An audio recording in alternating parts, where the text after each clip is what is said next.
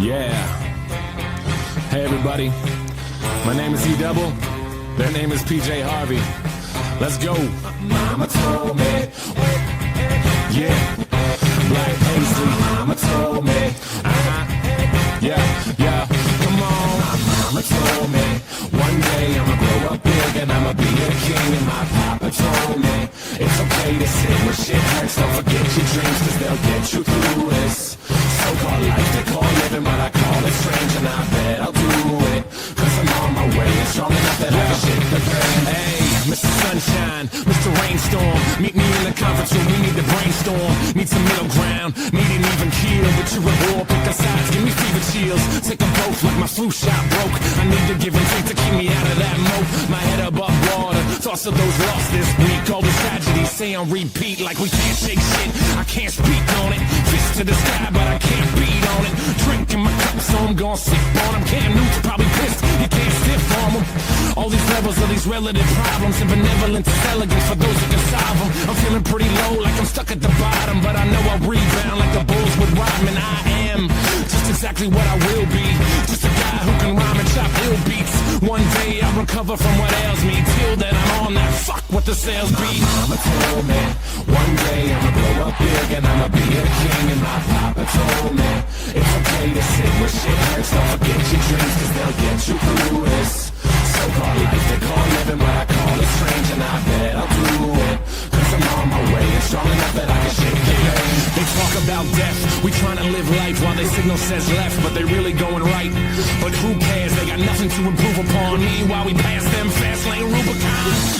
So let the shitstorm ring and they try to dap us up, but we just leave them hanging. Yeah, so let them catch up with the language. They can talk shit, but you know that we can manage. They say they tired of the metaphors, they are only pissed that they never really ready for them. So go ahead and get ready for them. Pop another bottle, cause you're gonna need a steady, y'all. It's like we living in the Tron game. Lines are all blurred cause we're sipping on the Bombay. John Stock versus LeBron James. No competition when you factor in the time change. Babe Ruth sucks, fuck what the books say. I can strike him out with 3 pitches in an arm sling. Yeah, and we can do anything. Mama said it's true and I put that on everything. Mama told me one day I'ma grow up big and I'ma be a king. And my papa told me it's okay to sit where shit hurts. Don't forget your dreams, cause they'll get you through this so-called life they call living, but I call it strange. And I bet I'll do it, cause I'm on my way and strong enough that I can shake the pain. We don't ask for the doors to close in this life, so we hoping they keep them open. And if they shut those doors and smash the skylight till it's broken, let's smell the roses. Need to take that time to find our own road, so we focused on what's golden. And our gold don't shine, it's not from no mind, so we're not just living for a token. Mama told me one day I'ma grow up big and I'ma be a king. And my papa told me it's okay to sit where shit hurts. Don't forget your dreams, cause they'll get you through this so-called life they call living, but I call it strange. And I bet I'll do it, cause I'm on my way and strong enough that I can shake the pain. Mama told me one day I'ma grow up big and I'ma be a king. And my papa told me it's okay to sit where shit hurts. Don't forget your dreams, cause they'll get you through this so-called life they call living, but I call it strange. And I bet I'll do it. Hey, get out of my way. I gotta see what Tony TGD's gonna say. Time to listen to the Geek Getaway. Cause I run so many geeky films, games, and TV shows. Maybe if we're lucky, the weather expose the amigo. Hey, get out of my way. This season using hot takes, so you might as well stay. It's time to listen to the Geek Getaway.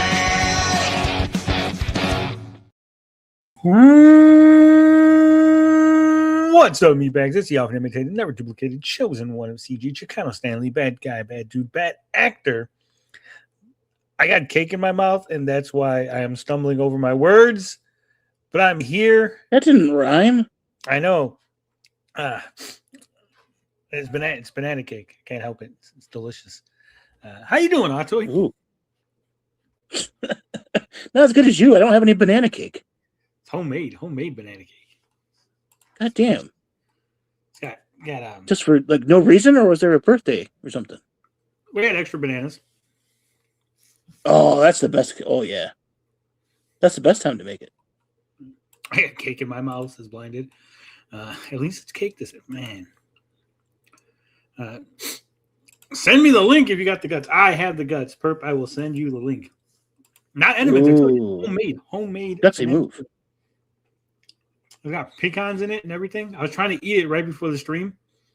Didn't finish. Didn't quite get there. I'm actually pissed. I'm really pissed today, Antoine. Why is that?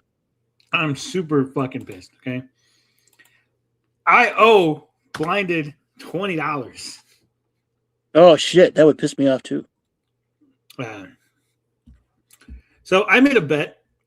This is no spoilers for Spider-Man. I haven't watched it yet, but I did see some spoilers online. But I'm not going to spoil what's in the movie. I don't know if this counts. Does it count as a spoiler if I tell you what doesn't happen in the movie?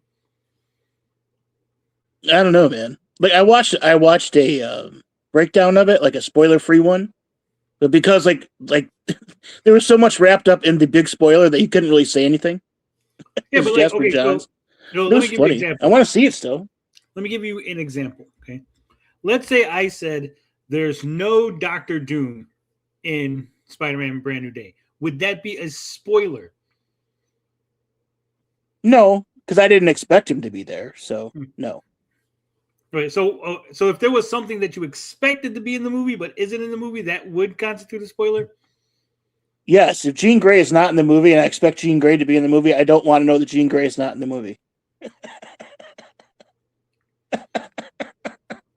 Now you have, man, I don't know. Does this count? Is that what you're asking me? No, because it was heavily hyped and implied that the Gray Hulk would be in the movie, right? Yeah, okay, sorta. I mean, it could have just been a bad lighting.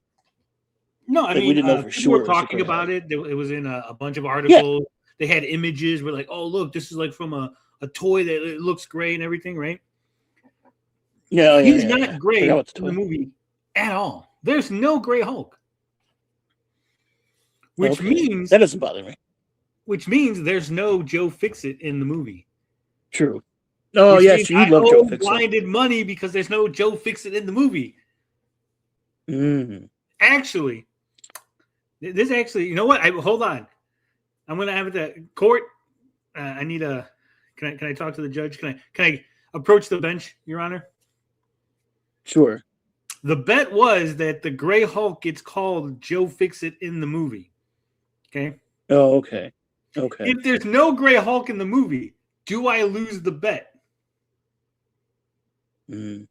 If they call him Joe Fixit in the movie, then no. The bet was that the Gray Hulk was going to be in the movie and he was going to be called Joe Fixit. Because everyone, it's a two-part everyone bet. believed that the Gray Hulk was going to be in the movie. That's what the bet was on. Blinded said he's not going to get called Joe Fixit. I said he's going to get called Joe Fixit. But that was on the basis of the Gray Hulk being in the movie. Mm-hmm. So he's not in the Here's movie. My theory. Yeah. Do I lose the bet? This is okay. If there's no Gray Hulk, but they do call him Joe Fixit, then you owe him $10. Because you were right about the Joe Fixit part, but wrong about the Gray Hulk part. So you only owe him $10. How about that? Or you can just give him $20 now and get it over with. Because I don't think he's in it. From what I understand, like the whole Hulk thing, it feels wedged in there for no reason, in a way. Other than Peter needs help with what's going on with him. And so he seeks out Bruce Banner. Blinded says, I knew he was going to do this. I even told TJ. By the way, we bet on this before the trailer. Yeah, we did. We bet on this before the trailers because, again, there was a lot of speculation about what was going to be in the movie, who was going to be in the movie, and everything. It would be funny if someone says, Joe, fix it. But like the Gray Hulk's not in the movie, so like he doesn't get called Joe Fixer because obviously he's not in the movie. So what I've read, I haven't seen the movie, and I don't think this is spoilers, right? But this pissed me off. Okay, so a lot of, again, like I said, there was a lot of speculation about what was going to be in this movie, right? Mm-hmm. There's no Gray Hulk. There's no gang war. Okay. There's all the cool things that we came up with, all the theory crafting that we did on the channel. None of it is in the movie. And what is in the movie, from the sounds of it, sounds terrible compared to what we all thought was going to be the movie, right? Like the idea. Yeah, you need to watch the trailer. Well, I mean, this was before the trailer, before everything. Like, like a lot of it, I guess, like what you're thinking of, like with all these different villains and stuff that were supposed to be in it. A lot of it is very montagey, and they're not in it for very long. There was a shot where he was gray, then they changed it for some reason. See, there was a gray shot. So again, like there's no gang war. Like Tombstone's in the movie, but it isn't like about like Tombstone grasping for power in the power vacuum left by the Kingpin being gone. Like Frank Castle's in the movie, but again, it's not about like Spider-Man trying to stop him from like, I guess their chemistry is really good. Barenthal and Tom Holland, I guess, are really good together in this. Very buddy cop. Nerds building up a story in their heads is always the downfall. There's so like a lot of what we had speculated based on rumors and things coming out, and none of it is in the movie. So I'm so disappointed in what is in the movie. No, I think Quaker says just here to say hi real quick. What's up? What's up, Quaker? But how are you doing, Otto? We haven't even asked you. How you doing? I'm okay. Doing good. Not much going on. Did a lot of reading of my text-based book lately. Enjoying that. Enjoying your what 1984. Book? Yeah. 1984. Still reading that? Yeah, I'm about 2/3 of the way through now. I'm a slow reader. I like to go over things again and kind of sit and contemplate things, and so I mosey as I read. So I'm about 2/3 of the way through it, but it's really good. It just boggles my mind that like Winston's always talking about the revolution, and he doesn't remember really much what happened before the revolution and how Big Brother came to power or whatever. And like we're giving away all this power willingly to Big Brother. It's crazy. And like the whole surveillance state thing is just so ugh. Like, when you're reading it, it feels like suffocating. Like you're always being watched, and like all the shit they go through just to fuck is crazy. Yeah, I mean, it's a good book, man.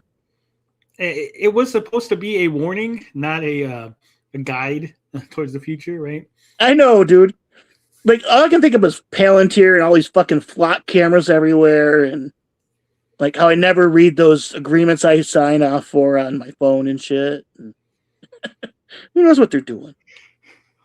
The funniest thing about society right now is we are like I don't want to be like, oh man, like Trump's a dictator. No, I'm not saying it. I'm not saying that. Okay, what I'm saying is we are nearing a state in like Star Wars where like they basically like the chancellor's like, hey, just give me all the power, and everyone's like, yeah, that's a great idea. We just give that guy all the power. Like we're just giving away so much so willingly, right? Yes. Like you said, like we go, well, we want security, Patriot Act. Oh, we want this, just put cameras everywhere, right? We didn't want to get. I want you to understand this. We didn't want to get vaccinations, right? We said no vaccinations. Like we should be able to choose. This is the science isn't on this, right? We don't know what's in it. Whether or not you agree or whatever, right? I'm just saying, like there was people like me, I didn't get the vaccination. I said, hey, I don't really feel like this is necessary. Didn't get the vaccination, right? But now there's people that are injecting themselves with Ozempic, with Wegovy, with GLP-1s made by the same companies that made the vaccines. Yeah. Those are pretty amazing drugs. Maybe there's some the same shit that's in the vaccine might have been in that stuff. Also, do you know what that stuff No. Yes, I did know. Fuck. Yeah. It's the stomach contents of something. Lizards. Lizards, yeah. Yeah. but it triggers like no, it's from Gila monsters. Yeah, it's from their venom, right? Well, that's a lizard. I mean, Yeah, that's what it was. Yeah, it's crazy. But like they're looking at that shit might work for so many other things other than just like weight loss and diabetes and things that go with weight loss. It's like that might actually help with like drug addiction and all these other like craving induced type things. And I don't think so. Crazy. I don't know, man. Because again, do you know how like that stuff works? Do you know like what it actually does? How addiction works? Yes, I know. No. I'm talking about the GLP-1s, how they work. Like, do you understand? Like, not specifically, no. Like, so what they do is, and I did send Perp the link. I don't know why he hasn't clicked it. GLP-1s, they're peptides, and what they do is they go in your body and they send a signal to your body to slow your metabolism. Okay, right. The reason you feel full is because your body doesn't digest your food as fast, right? So it's not that so it triggers the satiety center of your brain. No. It doesn't even do that. What it does is it slows. Because you feel full. That's like the feedback loop. Okay, so let's say you eat a chicken, right? Like say you eat a piece of chicken, right? You eat a chicken leg. And let's say normally in an hour that chicken leg has been digested and it's out your system, right? Mm-hmm. When you take a GLP-1, what it does is it slows your metabolism. So instead of digesting that chicken in an hour, it takes you 3 or 4 hours. So that chicken is sitting, you're full because the chicken is still in your stomach. Okay. So it's not like telling you that you're not hungry when you are. It's not like tricking you. It's literally taking your metabolism and slowing it down to a crawl. Right. Okay. I don't know. They've done studies where it's helped with many other things, though, besides just that. It might, but again, it's like it's altering your body's natural chemistry. Oh, yeah. Well, that's what a lot of medications do, especially these new ones with, like you say, with the peptides, because now that we can like 3D model the exact proteins that, cause this or stimulate that or whatever, it's going to change medicine a lot. Ozempic burps smell like sharks. Yeah, that's too. So it slows down your metabolism so much that you can't just take Ozempic, lose a bunch of weight, stop taking Ozempic, and then I'm going to exercise, because your body has now been trained, conditioned, re-engineered to metabolize slower. Okay. So you now still eats, your body still digests slower, so you eat less food, so you don't get the proteins and everything you need. So even coming off of the Ozempic and stuff, your body is still like if it's on Ozempic, which means you're malnourished. Like people are being malnourished on Ozempic. And plus, it takes you have to build up to a certain level. Like you don't just start out at the highest dose. Like you have to build up to a certain level, I think. Yeah, well, there's people, and that's probably why it takes. That's probably why when you're done with it, it takes a while to get out of your system, because it's because I don't know what the half life of that shit is, but the other thing is there's people with blocked bowels and stuff, because it slows down too much. Metabolism so down, your body's not pooping correctly. Okay, how did we get on this subject? It makes your bones brittle. Yeah, well, it does. It's because of because you're not digesting and metabolizing, so you're not eating as much. So then, you have 3 or 4 times the chance to develop osteoporosis and stuff. Ooh, what if you can't digest your vitamins well enough? You get rickets. Yeah, berry, or scurvy. Peptides. I can't help but think of electrolytes. It's what Brondo has. Yeah. I don't know how we got on this subject. We always wander off. But either way, Ozempic, don't do it. Okay? And definitely don't buy Ozempic from some guy out of his fucking bathtub, some dude is just making Ozempic. Dude, my aunt did that. She got it from the Hims or Hers type people. I'm like, dude, you don't want that fucking Mexican bootleg shit. I'm like, that can't be good for you. That's crazy. Definitely not. What's up, Perp? How you doing? Hi. Not today. Hi.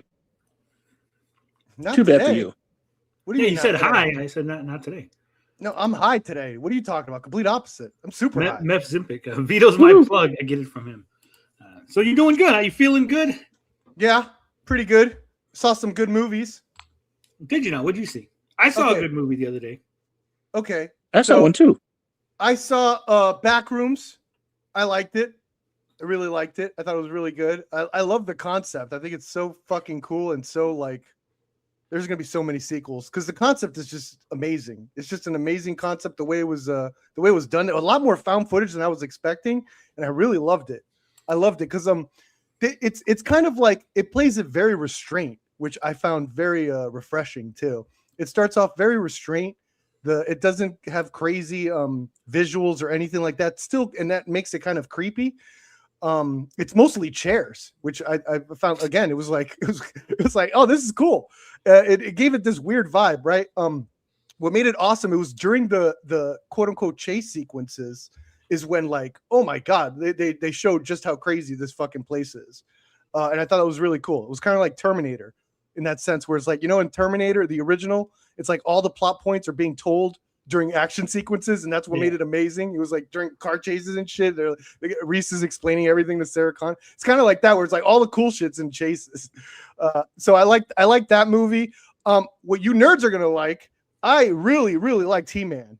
I thought that was really charming. Really, like, it was cute in all the right places. The action was Skeletor was fucking awesome. Skeletor was really Jared Leto. Props to him. Like the visual effect, the way he looked, I couldn't get enough of that Skeletor. Man, It was really good. I really enjoyed it. Hmm. It was I like the visuals. It was a Hold little on, too sorry. long. Sorry, it was a little too long. That's my one critique. Go ahead. I did like the visuals of Skeletor, and I liked his demeanor and like how he said things. It was kind of funny, but like he's taking it serious, but it's like funny to the audience. Yeah, What I didn't like was his voice. really. Was that the Jared? Because- I couldn't even tell it was Jared Leto. You're Yeah, a little bit like Brain, a little bit like that. Yeah, I mentioned that. Like, why hire Jared Leto if you can't even recognize his voice, right? Like, but I no, don't know. like He must you have probably felt didn't grow something. up with It the was awesome. cartoon, right? You didn't grow up with He-Man. Not at all. I thought that was hilarious how they were named, and it's like he was a little kid naming them. It's like that's Fisto. It's like that was great. I thought it was so much fun. Yeah, but I think that's where like the expectations come in, because as someone who grew up with He-Man, Skeletor has had like a very specific voice, and so that voice didn't match, Yeah. right? It's like if we went and watched a Transformers movie, like if Optimus Prime doesn't sound like fucking Peter Cullen, Yeah, it's right? hard. Yeah. If Starscream doesn't sound like Chris Latta, if Starscream doesn't have the same voice actor as Cobra Commander, like I'm like, what's going on here, right? Yeah. How did Starscream sound in the Bayformers? Didn't he sound pretty cool?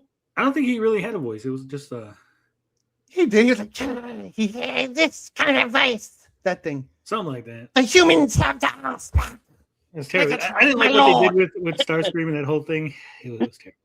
Yeah. They didn't do They weren't shit. colorful. Like that's part of the thing. He got killed by Shia. That's hilarious. Go ahead. Yeah, all the Transformers in the cartoon, they're like all colorful. They're like bright and vibrant. And then the movie's Yeah. like, oh, he's just like a gray airplane. You're like, what? Bro, What? dude, like that first time I saw that I don't care how they looked, like it blew my mind. Like some of the effects were just amazing. The implement, like the between the effects and then the live action stuff was like seamlessly blended so well. The first one kind of lost it in the other ones. It was just like more spectacle. I feel like the first one was very focused in how the effects were implemented. Sketchbook says it was good, Tony. Stop picking. Yeah, take the win. It's very good. It was fun. Yeah. Stark Vader doesn't sound like James Earl Jones. Yeah, exactly. There's certain things. But I'm glad you liked it. I enjoyed it. I haven't seen Backrooms, but I will say I think that Backrooms might become a victim of its own success. Probably. That was a huge success, and it's such a infinite, like it's such great lore. Like another thing about the movie, which I have a hot take, it's gonna explain what it is. I don't believe it. I don't believe the explanation at all. Like it's not it. It's just not it. And I have reasons for that, but I won't get into spoilers. Go ahead.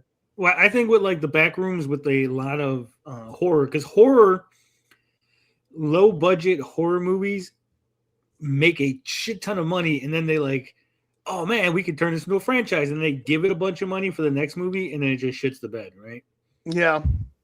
So like it's successful if they can convince Hollywood to like, no, we don't need $70 million, $100 million to make the next.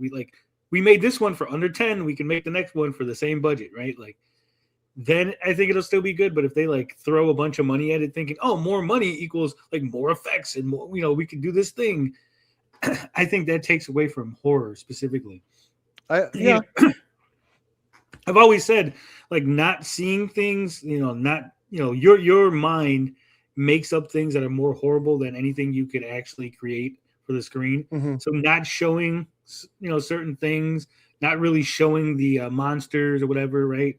Like all that kind of thing is low budget, but it actually lends itself. Like even having the film not be as crisp, right? Having the film sort of like look like that old digital, like it's wrong, or like the camera, like it's not as the movements, the camera operation isn't like a how do I describe this? Like if I was holding a camera like at a birthday party, like you would see me like focusing on this and that, maybe miss some of the action. Whereas like in a movie where you can tell like it's always focused on the action, like it's not missing anything, it's right there. Yeah. Like, yeah, that's my thing with found footage. Is found footage is deceptively hard because you have to make believe like you just caught it or you just missed it, and not feel like it's a composed shot. I agree with you. I think there's also different type of horror films. Like I know it doesn't seem like a horror, like it's like because it's like the granddaddy of all like sci-fi action films. But like Aliens is an example of like how doing it bigger like worked out for it. It was like an intense ride when it first came out. Like people were like, "Fucking holy shit!" And it. I think it crossed genres. It went from like a horror movie to an action movie. Action. Yeah. I think another like the first big like scope horror film I could think of is that kind of worked was It, the remake, where it's like it felt really big, but at the same time. I agree with you. It's like most horror that works, there's a type of intimacy that needs to be like between the audience and like the characters that are experiencing the horror. But like it worked for me because it was like this weird like scope. There's like adding scope to it just means that you could add a little more mythos, more lore, and go a little crazy with the visuals. So it's a different type of horror. I don't know. But it's not saying it's a bad movie. But is it actually scary? Right. It's a different type of scary, right? Because I like Guillermo del Toro had this thing where it's like there's two type of horror films. There are the horror movies that play hide and seek. Those are like the ghost stories. Those are like the more psychological. And then there's the horror movies that play tag. There's like zombie movie. It's more action based, more movement stuff like more like gore movies, stuff like that. Demon movies that move Evil Dead. And so like. I would say that, okay, I didn't get scared with it like something like Lake Mungo or Cairo Pulse, but I would say it was like, I was like, when that kid in the beginning's arm gets ripped off, I was like, yo, they're killing a kid. I was like slightly like this type of disturbed and kind of like, oh shit, they're going there. This movie could go anywhere now because they're killing fucking children in the opening scene. Not only killing children, but like graphically, where they're like, kid's arm gets and he's like crawling out of the way, like crying. Like that's fucking hardcore. It's a different type of horror. It's different. It's maybe more shock, which is kind of easier to do, but in a way, because you just have to think of something like disgusting and disgust people. That's easy. Only says disturbing horror or psychological horror. For me personally, I don't like. I know it's a movie. Like that barrier is always there for me. Like I know it's a movie. So like, that guy's arm got ripped off. Like it's not real. Like I know it's a movie. I know it's Hollywood effects, tricks, and stuff. So like that kind of thing doesn't scare me or doesn't like disturb me. I'm not like up at night thinking about it. But like a movie that doesn't show you something or just like hints at something or like implies something, that sticks with me because I'm like, man, did he do that? Like, what happened? Like my mind is like trying to fill in that blank, and so I'm constantly like thinking about it. Like, so for me, those kind of movies are scarier. Like I said, like the most anxiety inducing that I had is there's that movie. I think it's Moon River. It's the one where like the little boys get molested and they grow up, right? Moon River. I haven't seen that one. I don't know if it's Moon. It's Moon something, but I'm pretty sure Kevin Bacon's in the movie. He's in everything. Oh, I think I know what you're talking. Kevin Bacon's the priest. Oh, he's at the detective? kids' school. It was from the 90s. Is that the one you're talking about? Where all those kids get sent up to one of those detention things for kids or sleepers. No, was that movie I'm thinking of? What the fuck? What are you thinking of? I'm thinking of the movie. It's a movie where a bunch of kids get kidnapped. They get free, but like one of them, he I guess he got molested. Shit. They grow up, and then like the guy's kids go missing, and so they Mystic River. Mystic River. Yeah. Because they kind of like they start like looking at their friend like, well, maybe it's him because he was molested when we were little, right? Well, that movie opens with a shot of the kids running away. Like the camera's like you're the point of view of the kid, and he's running away, and you can hear like the breathing and like the anxiety, like because he's trying to run away from the predator. Like it's in your mind, like he's running away from this fucking pedophile, right? That for me was like fucking like, oh my god, that's like. Yo, that was scary. That was like shit because like that kid might get caught like because you don't know like first viewing you don't know what's going on, right? You just know the kid's running away and like oh shit like he might trip and like that's it. Kid goes fucking gets molested, right? The most anxiety-inducing movie I've seen recently. It's been a while since a movie made me feel this. Is a movie called The Coffee Table. I only recommend it to the most fucking like holy shit you're ready for some shit. It is so fucking bleak. People consider it like a super dark comedy because it's just like it rubs it in. What the situation, whatever the situation is, it rubs it in on you, and you're just like, I saw this. I blind watched it with my girlfriend. We were both like this the whole time. Like, holy shit! I can't believe someone made a movie like this. Holy shit! It is wild. If you're not feeling very what's the word I'm looking for? Strong, just look it up. It's crazy. Just look up the plot. It is insane, and the whole movie is just anxiety inducing. The Coffee Table, the most disturbed movie. And again, this is like because my mind, like I haven't watched this movie. Okay, I've never watched this movie. Let me just preface this, right? So I was listening to a podcast and they mentioned this movie. Don't fucking look it up, okay? It's a movie called a Serbian film, yeah. Right? So they mentioned it, right? They go, Serbian films, the most fucked up movie. And I go, well, let me look it up, right? Let me Wikipedia it, right? And I read, just reading the Wikipedia description disgusted me to no end. I was like, this is sick. That's really bad. That's trying too hard, in my opinion. But like, I'm sure like the movie probably isn't as bad as like I read the description, like I started thinking what the film could have been, right? I haven't seen it. I'm not interested in it because I'm not interested either. No. Yeah, the pornography aspect doesn't like interest. Like the I heard like what the movie's about doesn't interest me at all. Like besides that. But like the thing about The Coffee Table is like it's about like again what makes great horror. It's like this happens to regular people. You know what happens, and it's like something that could really. That's what makes it terrifying. It's something that could really happen. It's something that happens off screen, just like Tony says. I was like, oh man, that's what terrifies me. And you're just like the whole movie is just fucking drilling you of how fucking horrible this thing is. And this family having to deal with it. It's Tony crazy. says you didn't know what a Serbian film was? You sweet summer child. It's crazy. No, there's actually worse films. I won't even if you can't. I'm sure there are. I mean, there's pretty bad. We watched a real 8mm if you're really looking for. No. Like fake, like the ones that go too far. There's one guy and he's like German, of course. That he makes pretty fucking insane movies that I hear like are really good art house. But the problem is that he has a lot of like he does like real animal deaths and he's still doing that shit. And it's like he doesn't even show his face. He has like a fake name. It's like he's a crazy director, but apparently like his movies like the hardcores go after them. They're really, really fucking nasty. I've like heard about like I go through like the how you guys go through like YouTube videos that go through comic runs.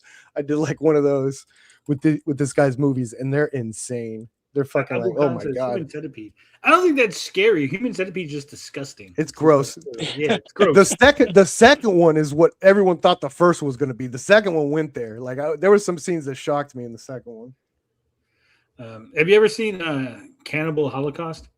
Yeah, I actually have it. I have the PETA version. They were nice enough to release a version that took away all the animal shit.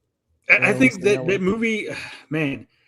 If you guys don't know, if you've never heard of a cannibal Holocaust, it's a Italian 80s found footage horror film. Like they go into like an Amazon tribe, and they all get murdered by the tribesmen, right? And there's like animal death. There's real animal death, so that's why Perp said there's a PETA version. But the movie was so like the effects are, man, the effects on that movie, like they really shoved like this thing, like a bamboo shoot through the guy's fucking bottom of his jaw out his mouth. Yeah. And it looks so good, right? It looks so realistic that the Italian court system brought the fucking film director to the court and was like, hey, you're going to go to jail for like murdering a bunch of people for your movie unless you can produce them, right? Like you have to produce these people and prove that they're fucking alive. Right? Yeah. Yeah. And he did that. And then he dunked on them too by saying, here's how he did it. it's like this. But that's really good. Yeah. That was awesome. That happened again in the early 90s with Charlie Sheen, who he was at a party or some shit. And they were playing the Guinea Pig series, where these Japanese torture movies. And he thought they were real, and he contacted the FBI. Look it up. This is on the internet too. You can look it up. But yeah, good horror. Terror. I seen TJ was talking about Terrifier. I think that's like what I was saying earlier about a movie losing its way, sort of. Mm-hmm. The first Terrifier ends. Spoiler if you haven't seen it. Blows his brains out. He's taken away, and then he rises up in the morgue, right? And you're like, oh, Terrifier, he's still alive. And then like it just sort of like goes off the fucking rails. You end up having him like decapitated, and like some lady bursts his fucking head at one point. I love it. I love how crazy it's like. There's a crazy lore just like slowly being like rolled out. I think the lore sort of takes away from like Art the Clown should have just been like this thing that exists. He's this like weird guy. Maybe he's a guy, maybe he's an undead monster, but like now he's like maybe he's a demon, maybe he's an undead zombie, maybe there's like a little clown girl that's like man. Did you see that? What they did with that fucking woman in the third one? That was insane. With the glass. I also think that there's like the killings in those movies are just so over the top.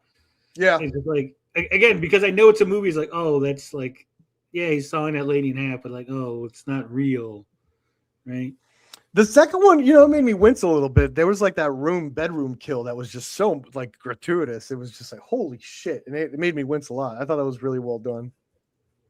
But I try to immerse myself. Like it's really hard, but I really do try to immerse myself into like the story and all this. I'm not thinking of like, oh shit. Like I have to be blown away by a shot. And I'm like, oh yeah, this is a movie, bro.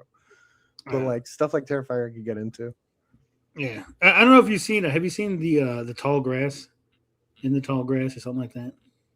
No, I don't think it's based on a Stephen King book. It is like it starts off really strong, right? Like so, there's a couple it's a brother and sister. They kind of act like a couple. It's weird, right? But you find out later that the brother like likes the chick, right? And she's like pregnant, and like they're driving somewhere, and then like they get stopped on the side of the road, and there's like this real tall grass, right? Like I would say like 7 foot, right? So you can't see over it. And they're hearing like a little boy call them, like, I need help, my mom, I need help. So they go into the tall grass, but then like when they go in there, it's like a maze, and like it keeps changing and shit. I think my girlfriend saw that. Well, at one point, like she gives birth, and like they're feeding her baby. Yeah. And there's like a mystical rock, and maybe the rock is driving people crazy, but maybe there's a demon. Like there's like so much shit. There's like time travel, and like the movie is just like it just goes completely off the rails. So isn't that Stephen King? Isn't that what Stephen King does? He goes off the rail all the time. But I think in the book it was like less off the rails, and like because obviously it's like a short story, right? So it's like 3 or 4 pages. You're like. Boom, like, oh, we gotta stretch this out into a movie, so it just goes completely fucking. Technically, Carrie went off the rails, and we loved it. Technically, she went off the rails. TJ says, I think it's the fact that Art keeps torturing people as he kills them and makes other people watch that makes it scary. Would you try to join Art so he wouldn't kill you? We'd be like, hey, no, I'm a sicko too, and start laughing or something without killing anyone. You think you could fool him? I'm a demon too. Start doing pantomime. Yeah. I would do racist pantomime though. I'd be like, mammy. He's like, Art would be like, no, we don't do that here. We don't do that. Art's woke. He'd be all mad. He'd put all the stuff back in the bag, like leaves. He gives you that death stare that he hates. Everyone hates that one where he's like serious. I love when he does that. Ernie says, love Barbara Crampton horror movies. Never heard of her. I've heard of her. I don't even know if I've seen her. But I seen one of the greatest movies of all time. Oh, she's the fucking reanimator lady, isn't she? Yeah, From Beyond. Sorry, go ahead, Tony. Yeah. I seen one of the greatest movies this past weekend. Okay, I've never seen it before. You guys are gonna make fun of me because it's an older movie. The first time I sat down and I watched it, I watched White Chicks. Okay, it is fucking hilarious. I love that fucking movie. It's so fucking good. Okay, I'm never watching. It's I'm so. Never watch that. What's next, Little Man? Dude, I don't know about Little Man, but watch White Chicks. Like there is social commentary in the movie. Okay, it is. It's one of those movies where you like on the surface level, you're like, oh, this is stupid and silly, but like when you go below, right? When you go really Little Man, Little Man, watch party. Do it, chat. Have you seen the commercial with the demon that kills the last person you had sex with and a virgin dude just rides around with it? No, I've not. Tony, watch a real movie. It is a real movie. Okay, White Chicks was awesome. Terry Crews steals the movie. Watch a real movie. Fucking That's fantastic. what got Terry Crews big. Yeah, I think so. That was before Idiocracy. He was an Idiocracy. That's right. President Camacho. Idiocracy is amazing. That's a classic. All right. Before we get into the San Diego Comic-Con reactions and talking about all that good stuff, I got to mention For the Fans Fest, the update, the huge For the Fans Fest update. Huge. It's huge.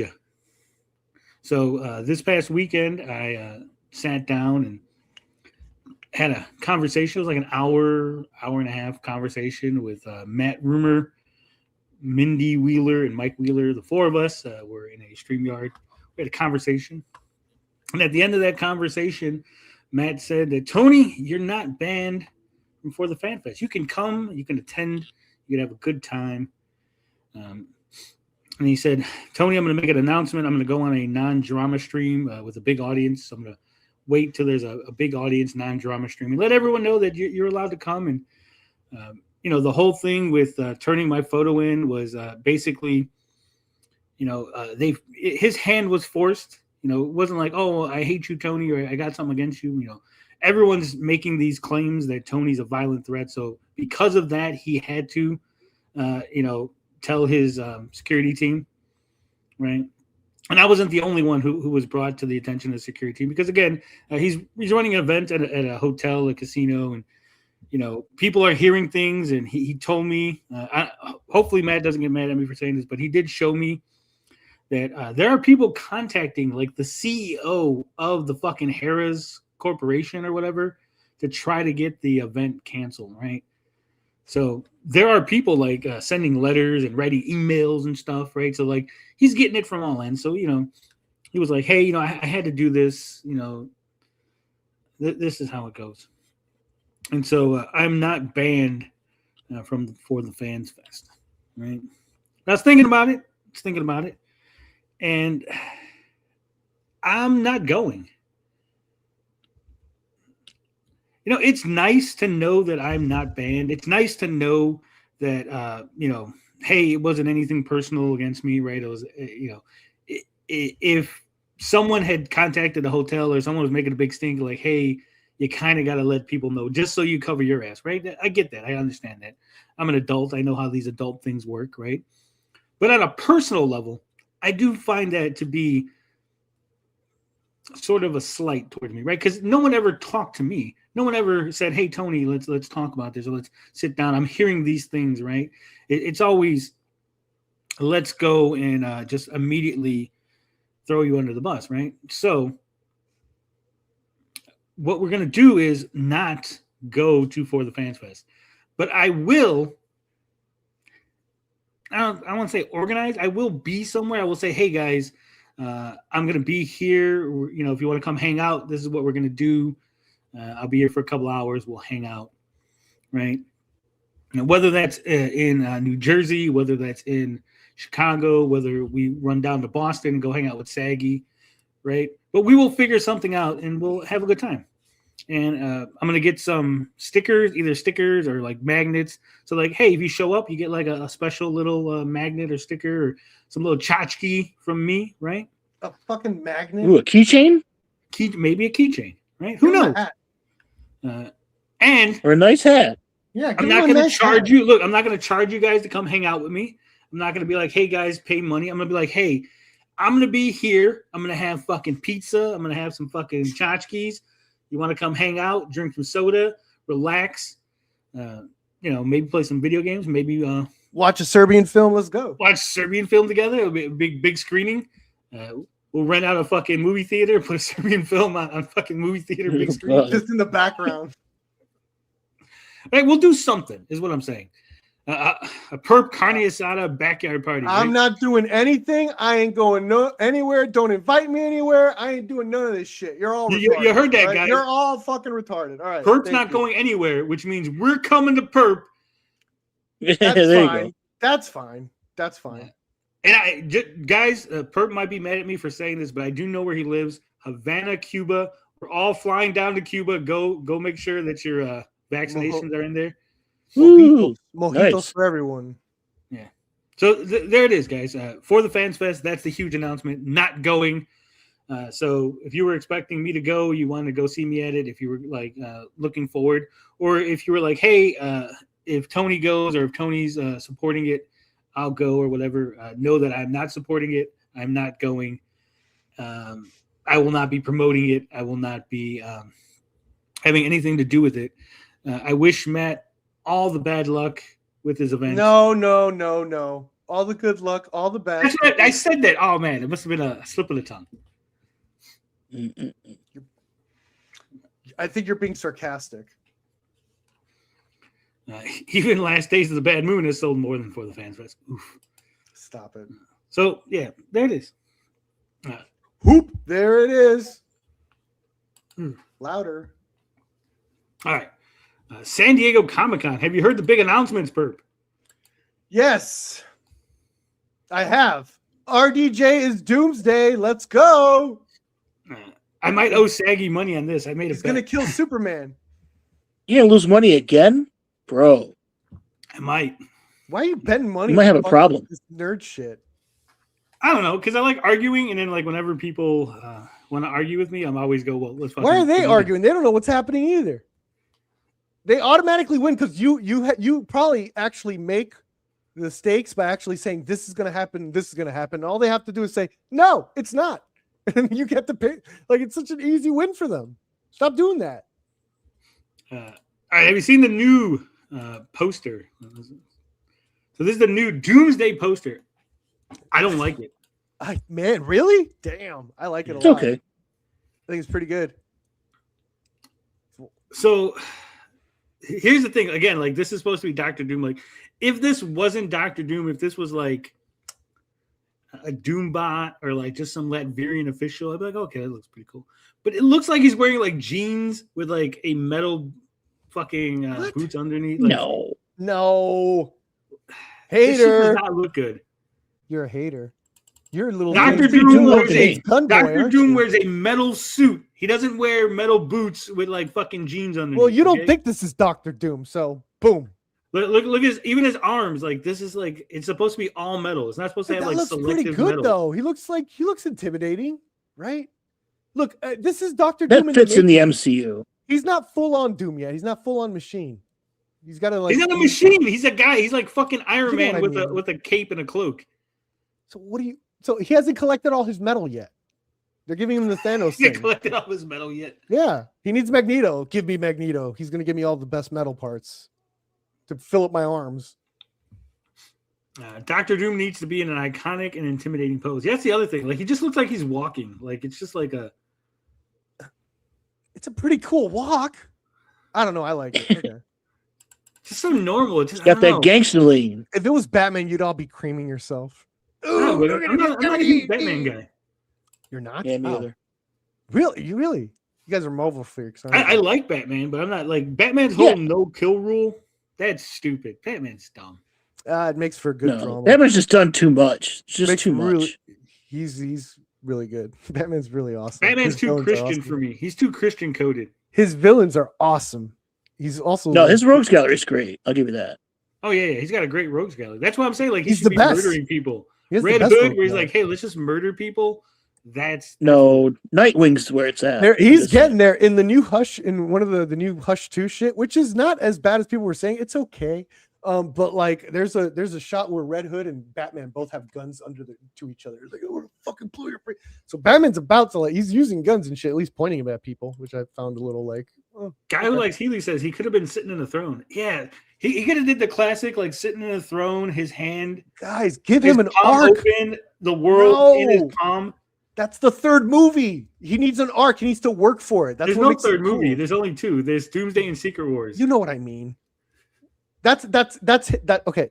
There's only two movies where he's the bad guy, but he works sometimes he works with the good guys, and that's where or he goes like back and forth, and that's when he's the most fascinating. So it's like he has to work that.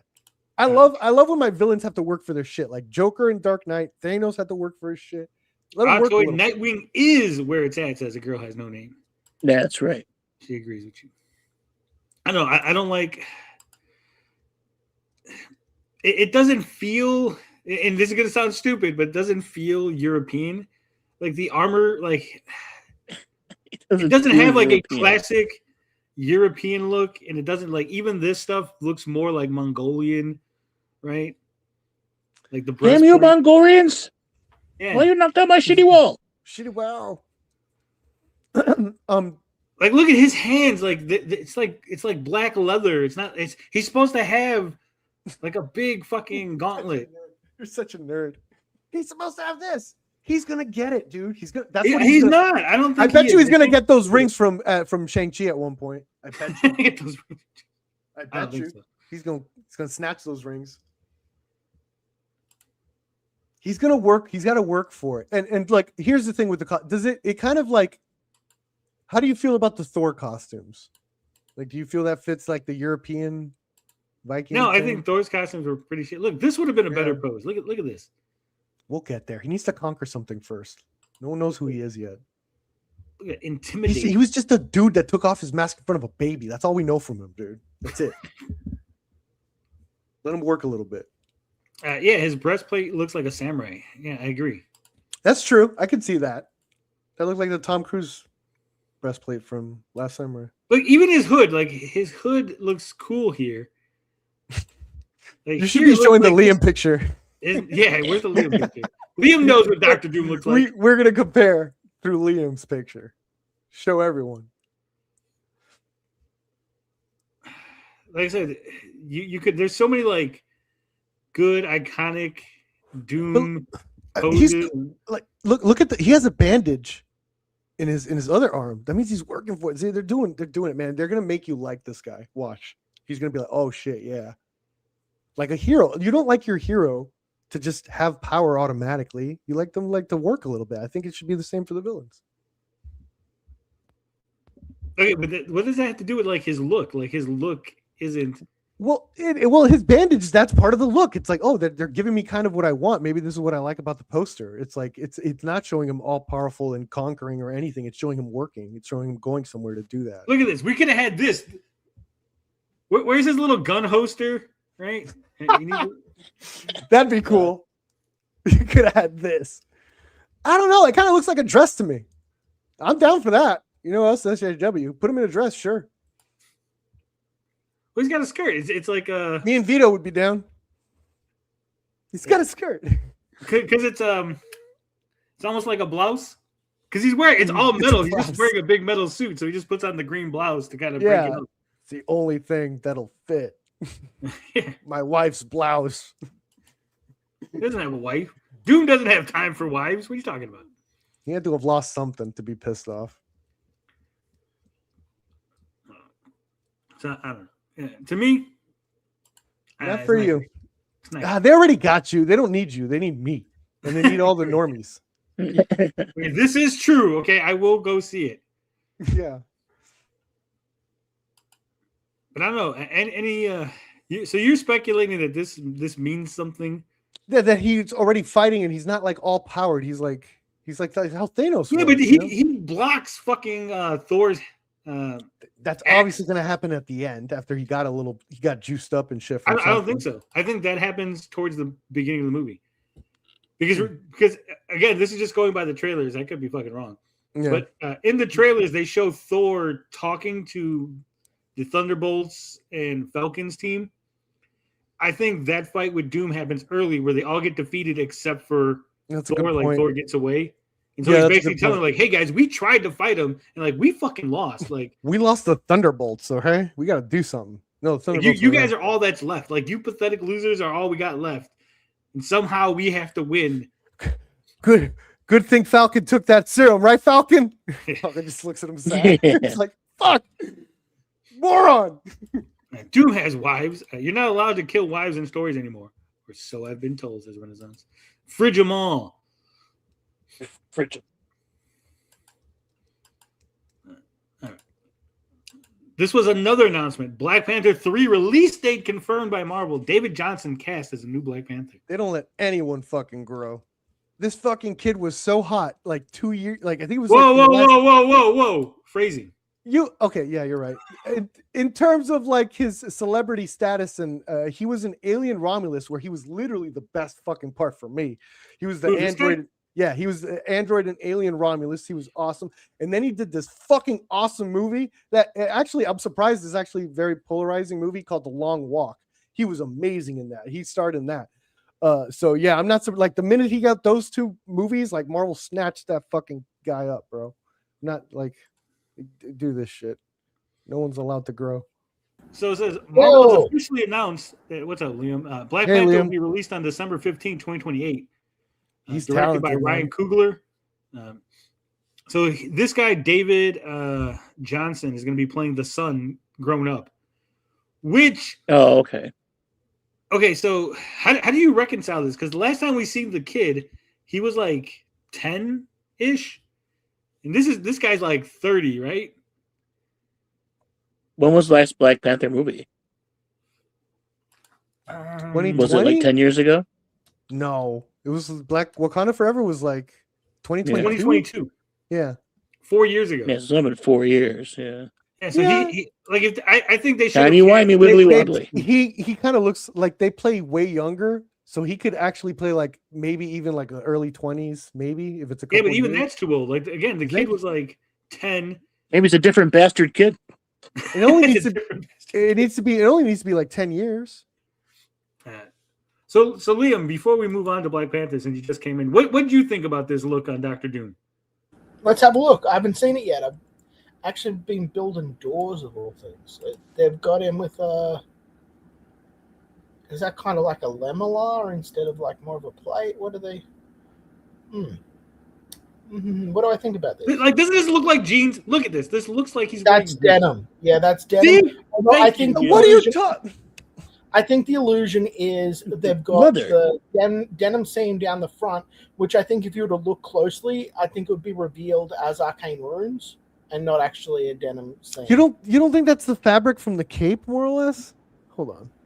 No, this is his pants. There's lines. I know, but it's the same. It's like a fabric.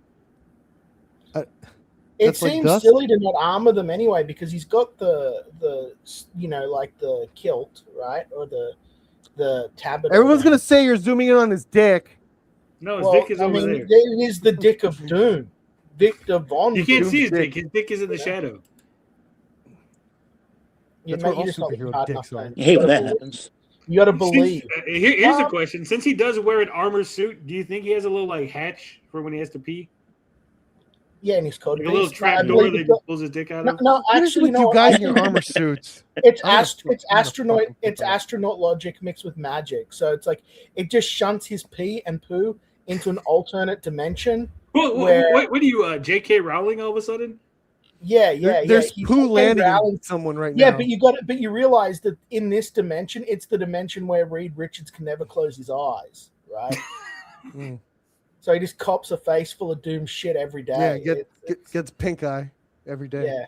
So I don't know, Doom man. eye. Honestly, I mean, he looks good. I feel they've maybe overworked and underworked his design at the same time. Like give him plate on his legs, give him plate on his upper arms.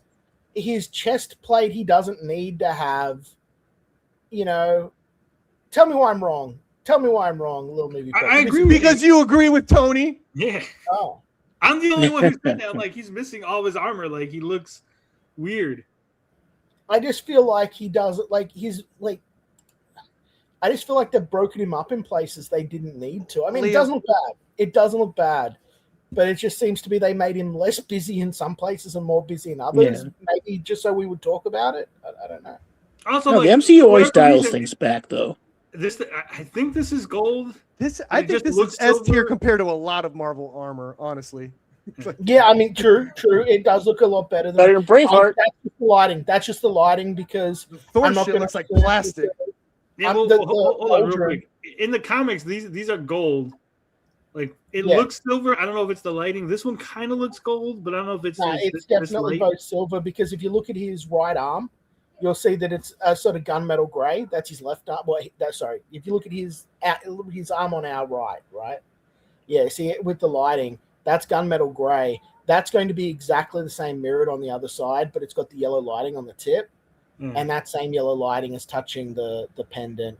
So I'm going to for no reason they just changed these to again. It's like little touches. Like this could have been gold, just because he's Doom, right? Let him get there. What do you think about this as a poster? Like to me, he's just like walking. He looks like he's power walking.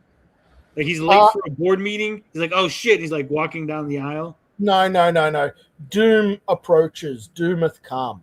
You know that looks good. That's what I tell the ladies. Doom has come. He tells them too. Hey, you know what? Speaking of Doom, you know it's a lot of fun that no one ever talks about. Do you remember Twisted Mego Theater?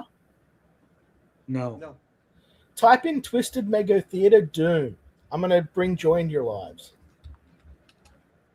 I'm assuming it is Mego toys that are done like a Robot Chicken, probably. Yeah, before Robot Chicken, it used to be a magazine, and I think it was even in Wizard. Maybe maybe some of it was in Wizard. I think that's where I know it from. But it was funny as shit. I'm looking at it. Yeah, I think some of it was in Wizard because I remember seeing this like the Mego toys with the captions, like comic. It has some hilarious. It has some fucking hilarious writing in it, man. Twisted Mego Doom is funny as shit. But yeah, no, I mean, Doom's cool. I'll tell Getaway because Hidden Hand says Getaway perp. I'll tell it to say Liam.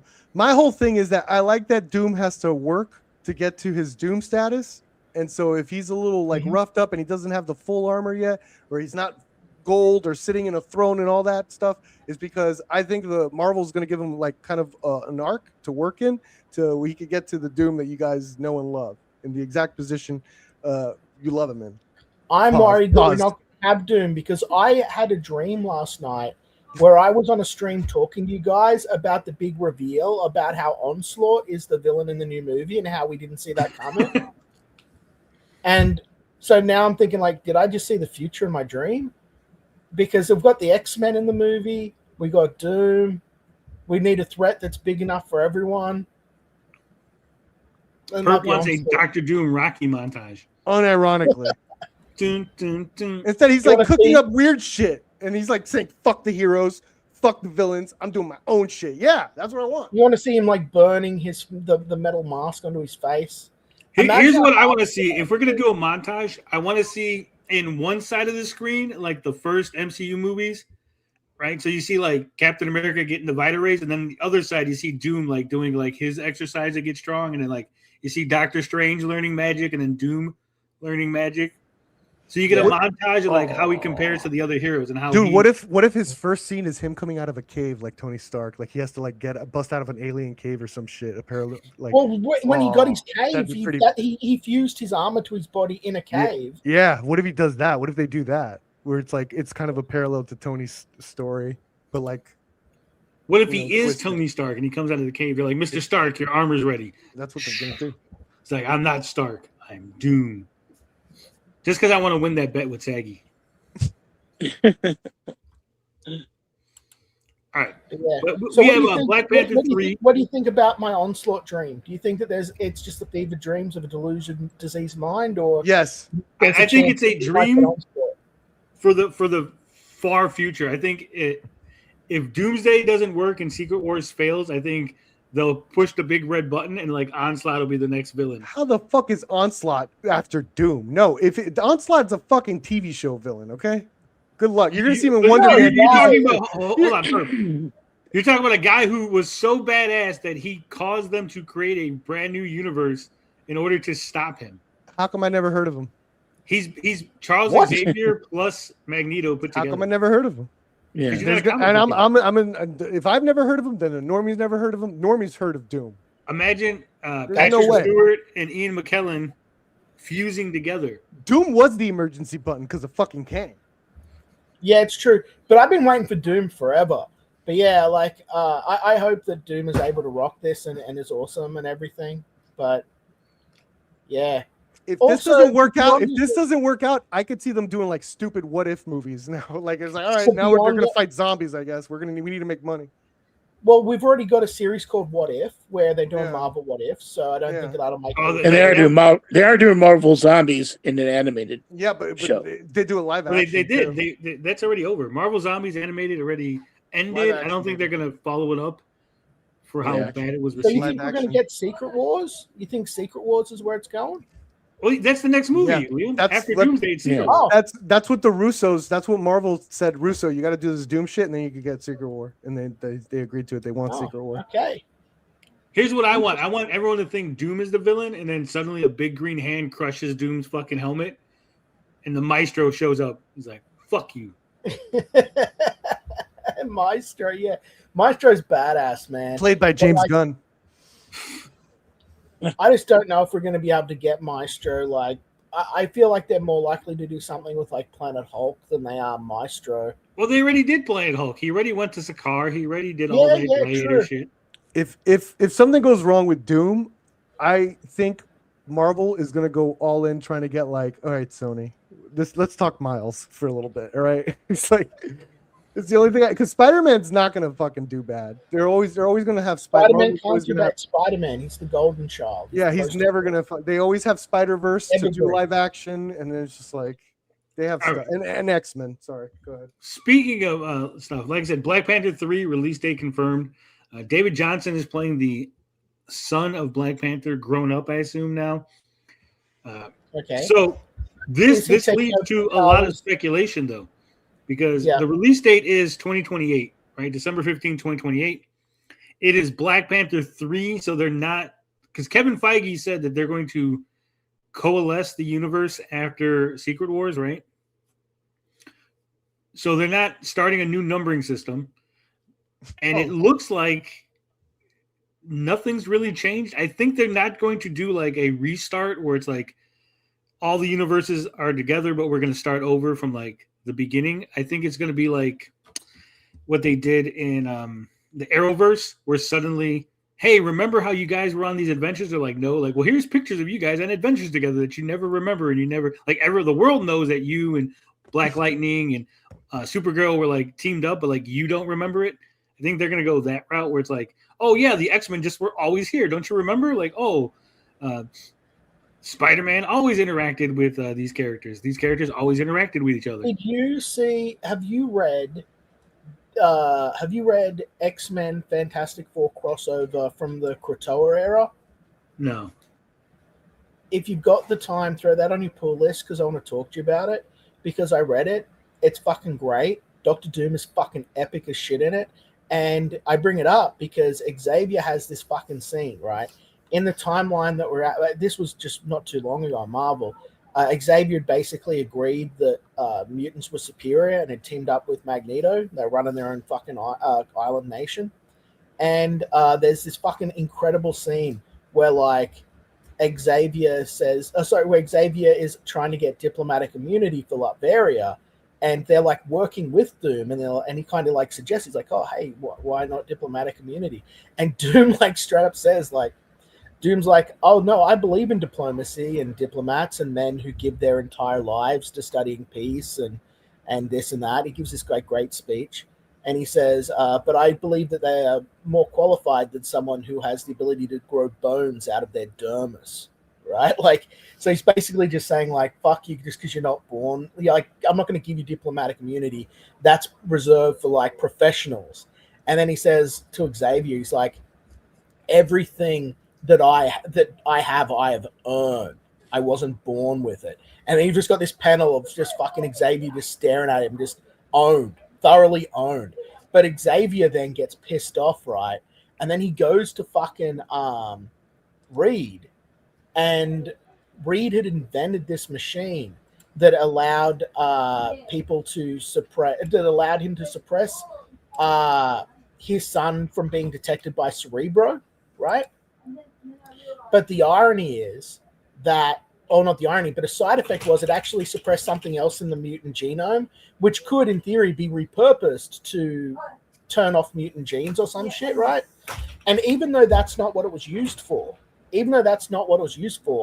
Magneto and Charles get a bee in their ass about it.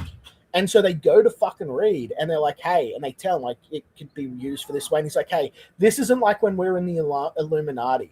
In the Illuminati, when I would erase your mind, I wouldn't leave you with the memory of me doing it because I didn't want you to know. But I want you to know, Reed.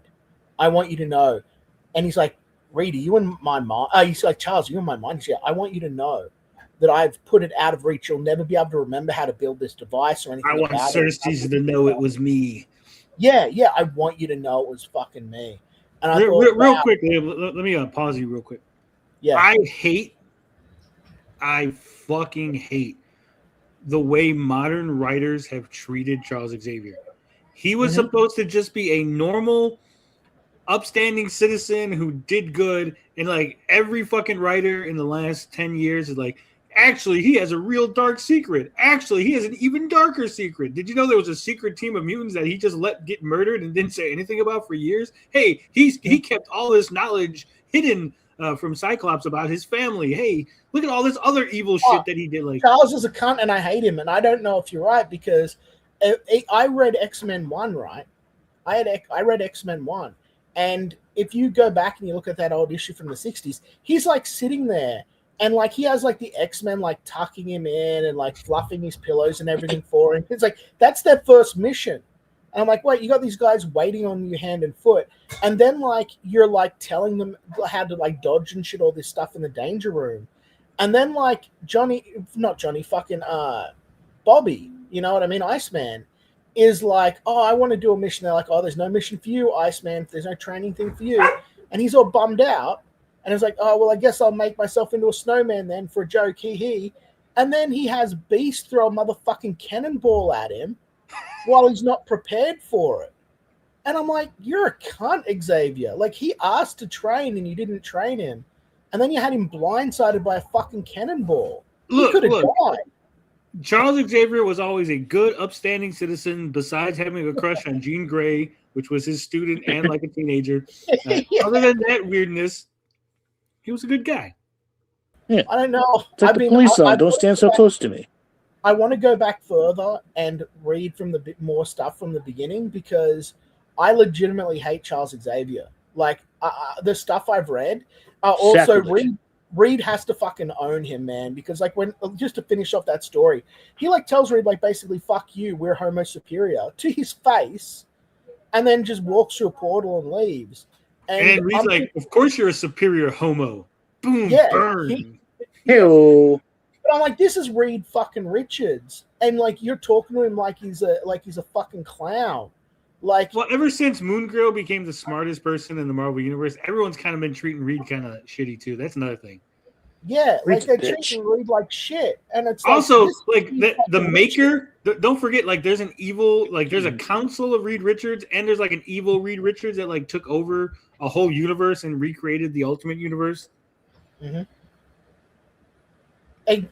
Xavier's worse, man. Xavier's a piece of shit. Like Xavier is a piece of human fucking garbage, and I hate the way they got out of it. Magneto was right. At the end of the fucking Krakoa arc, right? He's flying away to fuck his bird girlfriend in space, right? He's decided fuck it, and he comes back and is all like, "Hey, yeah, the whole genocide and Magneto was right thing that I was doing. Yeah, I had a tumor in my brain. I'm really sorry. Let's open a school. You guys should open a school. I've been treated now. I'm better. I'm gonna go back to space and fuck my bird girlfriend. Good luck. You guys are like my sons." And I was like, I read the scene and I'm like, you're a cop out cunt, Charles. Like, you're not putting the work in to fix things. You never raised your own fucking son, Legion. You shunned him. Like, fucking, you're a turd. And like, go to fucking space and fuck your bird girlfriend and get off Earth. And you know what else is really fucking pissing me off? Again, bringing this back to the Fantastic Four. That Charles could walk and he's lying to everyone? Yeah, well, I mean, he could. Oh, look, I'm in the Savage Land. Oh, my wheelchair gets knocked over. A Tyrannosaur is coming. I magically get up and run. Everyone ignores that. They even adapted that into the fucking X-Men cartoon. And then they said, oh, it's because, like, the Savage Land suppresses his mental powers. No, he fucking's faking it, man. He's fucking faking it. He's a grifter. Faking it. That's how he got all the grants for the government. Then why is it that as soon as a dinosaur comes to fucking eat him, he's up on his feet running a fucking, a mile a minute? That's because the Savage Land is a different place, Liam. Okay. Yeah, sure, Charles, you piece of shit. Also, it's not really Charles. Like, how many times has Charles faked his death and then like he had like morph for somebody, like pretend to be him? He's like, hey, you're a shapeshifter. Pretend to be me for a while. I'm gonna go fuck my bird girlfriend again. Yeah, dude, this is the thing that fucking annoys me, right? Mutants are alive. Just so you're aware. Like, Well, yeah. They're comic books is fake. Yeah. Liam, I don't know if you know this, but those are comic books, not history books you're reading. They're not okay. So like, do you know the actual origin of mutants? Like, in the Marvel universe or Apocalypse? In the Marvel universe. The children of the atom. Apocalypse. Oscar Isaac. The Celestials, right? The Celestials came to experiment on fucking on the humans, right? Yeah. So that they. So I mean, I went into this the other day. I've got to do it real short. It's going to go for long. So in the beginning, there was the one above all, the creator, and underneath him were the Celestials. They created things for his approval and presented to them. Anything that wasn't to his approval, they destroyed. Right. Well, a group of powers that came to be known as the Celestials decided we want to experience the universes that we create, and we don't want to destroy everything that we make. So we're going to defy the one above all and just go and do our own thing. So like they went into his creations, and that's the modern Marvel Celestials, right?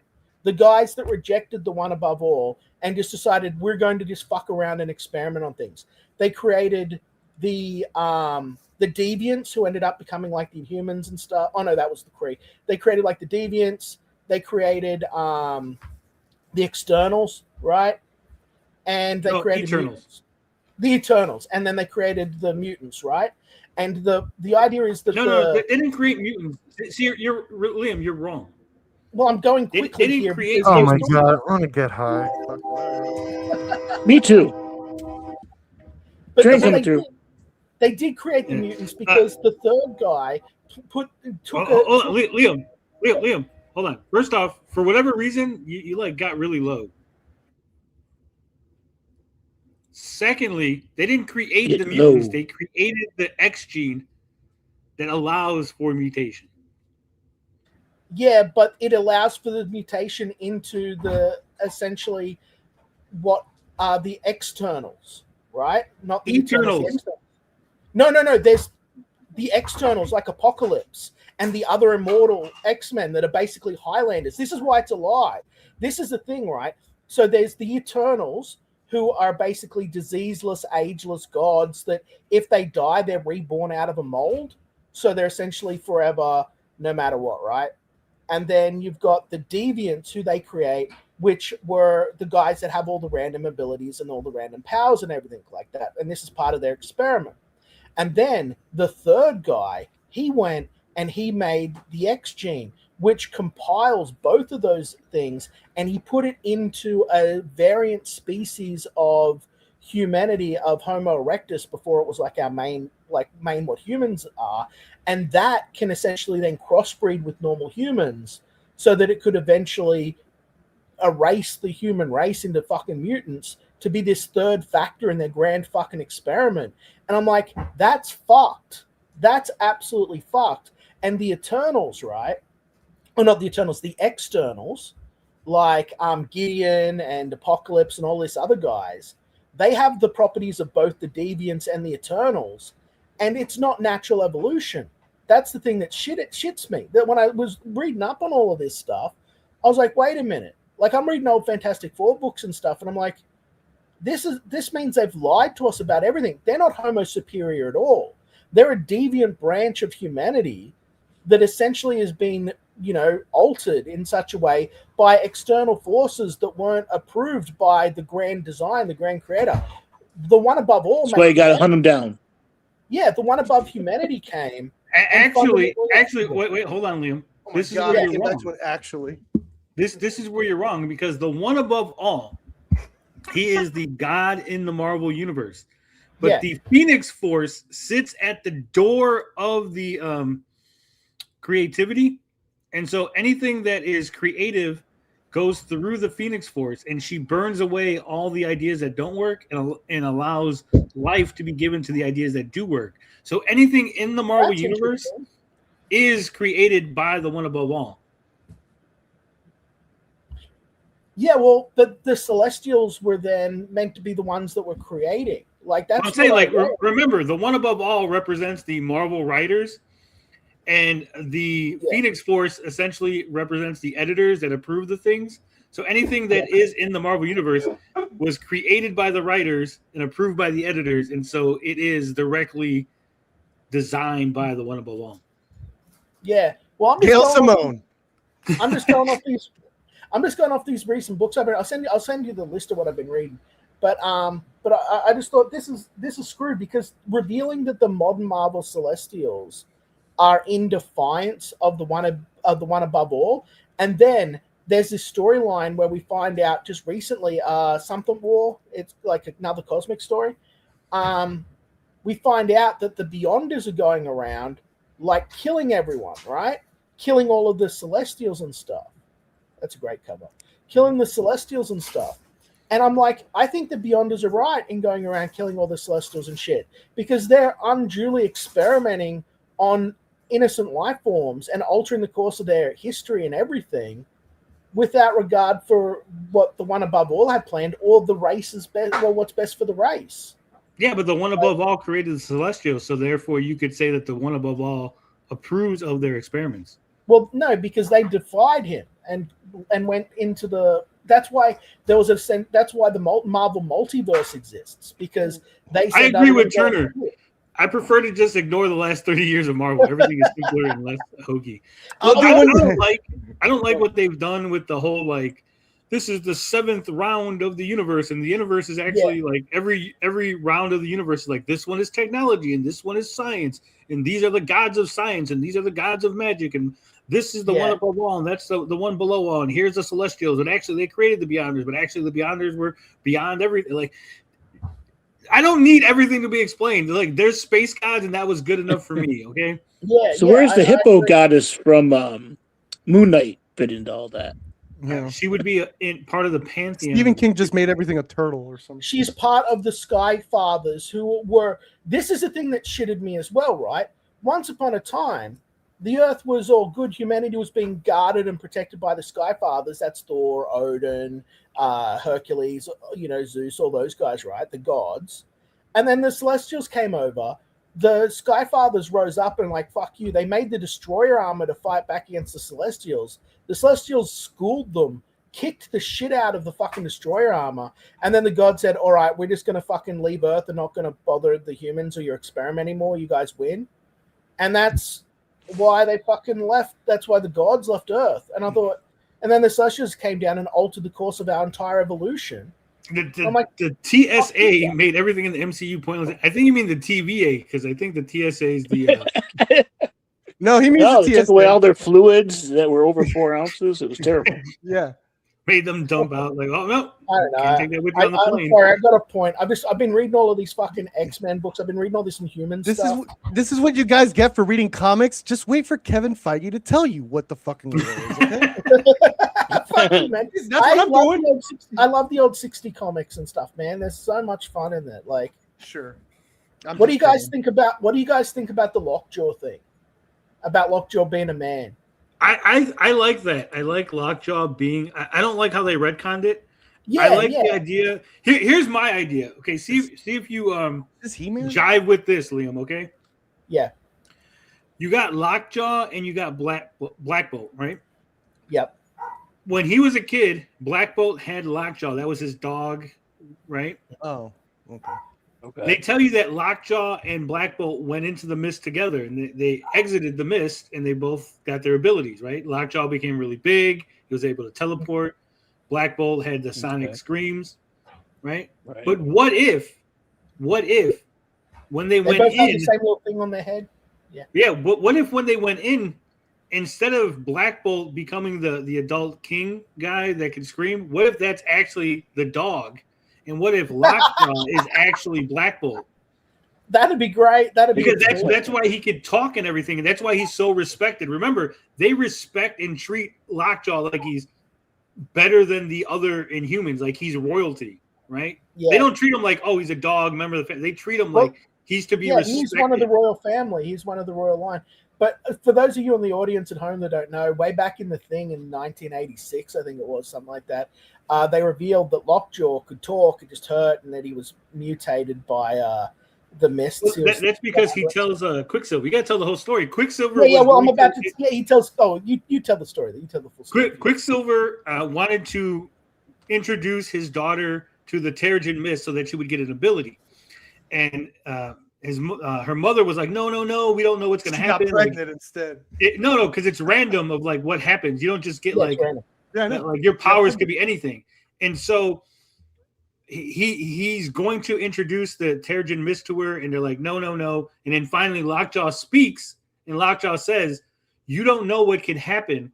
She might end up like me, right? And that's the big revelation. Like, oh, Lockjaw is a person. Lockjaw can talk. He's a person. He went into the mist, and he came out this big mutant dog thing, right? And so ultimately, Quicksilver decides, I won't put her in the mist because I don't want her to fucking turn into a giant dog monster, right? Yeah, or like a giant head that's a fucking gateway to another dimension, which happened to this other guy. Like I love that. I thought it was good, but then tell him the retcon. Tell him the retcon. So then years later, they retconned it and said actually, because he's at like a therapy session talking to like a therapist about what's going on. Yeah. And Quicksilver's like, actually, what had happened was. Gorgon and them tricked me. They did like that was it. They got like an audio resonator. You do what you do with the things with the puppets. The fuck they call that shit? Fisting? No. Ventriloquist. They did ventriloquism. Oh, fisting. So you gotta put your fist in the puppet. You gotta get it in there. You do. Well, so they basically talked into this little microphone, and the sound came out of Lockjaw. So it was actually, haha, we tricked you. Lockjaw can't talk. He's just a dog.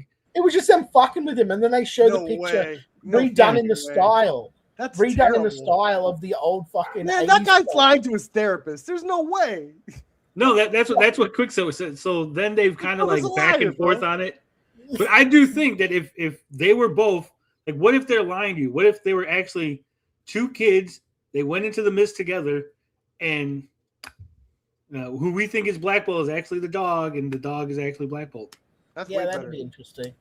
But I suppose that'd upset even Hidden Hand says that's because they do have that little fucking antenna. They both have that little antenna on there. Yeah, they both got the same little antenna, right? Black Bolt never talks. So here's like the biggest clue: Black Bolt never talks. Okay, never talks, because if he talks, then like the sonic waves come out of his mouth and cause destruction, right? So he never talks. Can't do that though.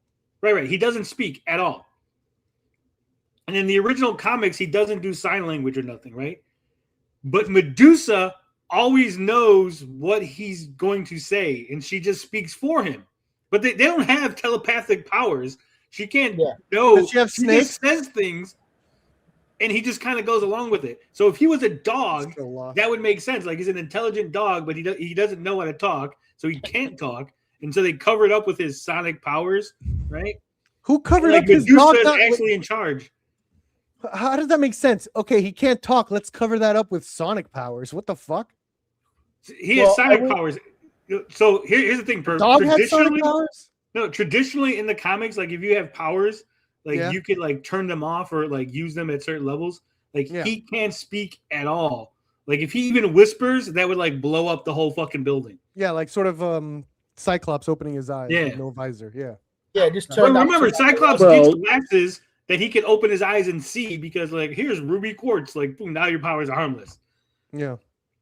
Like I mean, you can really tell easily, though, Tony. They can't do that with both? Hold on. This is the Marvel universe where they have all sort of mystical inventions. They live in a magical city on the moon. Okay, they have mystical inventions and spaceships. Not one person goes, "Hey, we can hook up this little machine to his brain and it'll speak for him like fucking Stephen Hawking's voice." They don't even give him a Stephen Hawking pad, okay? He doesn't have a little iPad. He can have a little iPad where he types things out. He doesn't have a notepad where he goes, "Here you go. Here's what I'm thinking." He just stands there. While Medusa goes, like a dog. Medusa goes, "Actually, the king says you should just kill all the fucking alpha humans and also like let's invade." And he just goes, "Okay." There's that no bitch indication is that lying, he actually too. believes any of the things that Medusa's saying. Yeah, Medusa's lying her ass off too. Well, no, okay. To be fair, to present it, Everyone's a liar in Marvel. That's what Marvel's met based one off another of. Charles while he Xavier's was a fucking liar. Stanley included a subtle hint to this theory when he wrote Black Bolt scooting across the carpet on his ass. Yeah, you can tell easily, Tony. If you drive by a park or a fire hydrant and Black Bolt gets all excited, then he's a dog. He needs to look. Why don't they have kids? That's why she doesn't sleep with Black Bolt. They don't have children because she knows he's really. Oh, women sleeping with dogs. We're not going there. We can't talk about that. Yeah, no drama, asshole. There's not drama. I'm just saying they don't have children. Like Medusa and Black Bolt never have kids. You don't know that. No, you do know that they have. You stopped reading. You said you stopped reading Marvel. Hypocrite. Wait a minute. Do they really not have kids? No, they have to by now. Some asshole. Yeah. Watch. Look it up. They don't have children. Watch. And now you can't even trust if they do have children because, like, it could be fucking Johnny Storm. Now I'm gonna write that. Now I'm gonna write that fan Johnny fiction. Storm. Guess how they did it, doggy style. Oh god. Do they shoo away Lockjaw, or is he allowed to be in the room? Oh. Yeah, right. He has to stare. He likes to watch. Oh, they fucking cuck him. They cuck the dog. Let's cuck the dog. Also, just so you know, the Inhumans were created as another offshoot of the Deviants. Yeah. So just the whole thing, and like the Kree made them to experiment and all this other shit. I'm just like, you know what? Like, in all honesty, I hate the Celestials. I hate what they're doing to the human race, and I don't think that they're literally any different to like superhumans, and yet they act like they are. And it's like, fuck you, you're fascists. Do you hate them more than Charles Xavier, Liam? No, I hate Charles Xavier even more because Charles Xavier knows all of this shit and then continues to go around and call himself. And he's just out there teaching fucking stupid kids and shit. He's teaching lies and using children. Teaching lies. Teaching lies to kids. I mean, he does train a bunch of child soldiers to go out on his behalf. Yeah, I'm not doing a YouTube bit. I'm not doing a YouTube bit. This is one of the biggest fucking bullshit. This is why Juggernaut's so fucking pissed at him. Yeah. Yeah, it's like the more I read about Charles, the more I learn that he is a fucking horrible villain. Well, think about it like this, Liam. Liam, does he even have accreditation for his school? He runs a school that's outside of the jurisdiction of the city on his private property where you send your teenage kids to go to. Hey, I have a fucking question. Where was Charles during World War II? What was he doing? Hey, that's a good question. What was he doing? He like, he seems to really hate him for a reason. During that time? No. Wait, honestly, what was Charles doing during World War II? What was he doing? Was he with Moira developing Cerebro? No, because I think so. Because it wasn't his brother. That's where Kane Marco was fighting in the war, right? Kane Marco was fighting in the war. No. Actually, you know what? You're wrong. So hold on. During World War II, Magneto was a child, so that means Charles Xavier, if he's around the same age, he would be a kid. He was Hitler Youth. Maybe like a baby. That's why he's bald. That's why he's a skinhead. Yeah, that's why he's a skinhead. He's trying to relive his Hitler youth. No, but in all Why? seriousness, Okay, so obviously Charles Xavier lost his hair, but like Cassandra Nova is Charles's twin. Why doesn't she have hair? because Charles would not allow such a fucking thing. He wants people to know that she's his sister. So he implanted subtly within her mind that hair is uncool. So she shaves it off every single fucking day. How is anyone else going to know you're related to me? Yeah. Shave that. She was a big fan of the first Star Trek movie, so she wanted to go bald. Yeah, she can only be defined by her relation to Charles, because that's how Charles Xavier thinks and works. All right, so here's a question for you, Liam. Now that you've learned the hidden truth of the Marvel universe, that the X gene is actually been implanted by these Celestials, right? Yeah, it's like a fucking genetic virus. Oh, okay, hold on. Don't get all. I know you're getting all excited, but Sorry. now that you know that, right? Do you think that like Spider-Man, the Hulk, all of them are actually expressions of the X gene brought on by external factors? Like a regular mutant, quote unquote, is the X gene expressing itself, right, through puberty. But like Spider-Man getting bit by a radioactive spider, is that just the radioactive material mixing with the X gene? I actually know that it is not, because of research that Reed Richards has specifically done, right? And yeah, but wouldn't everyone have to have the X gene in them? No, because not everyone's crossbred with the homo.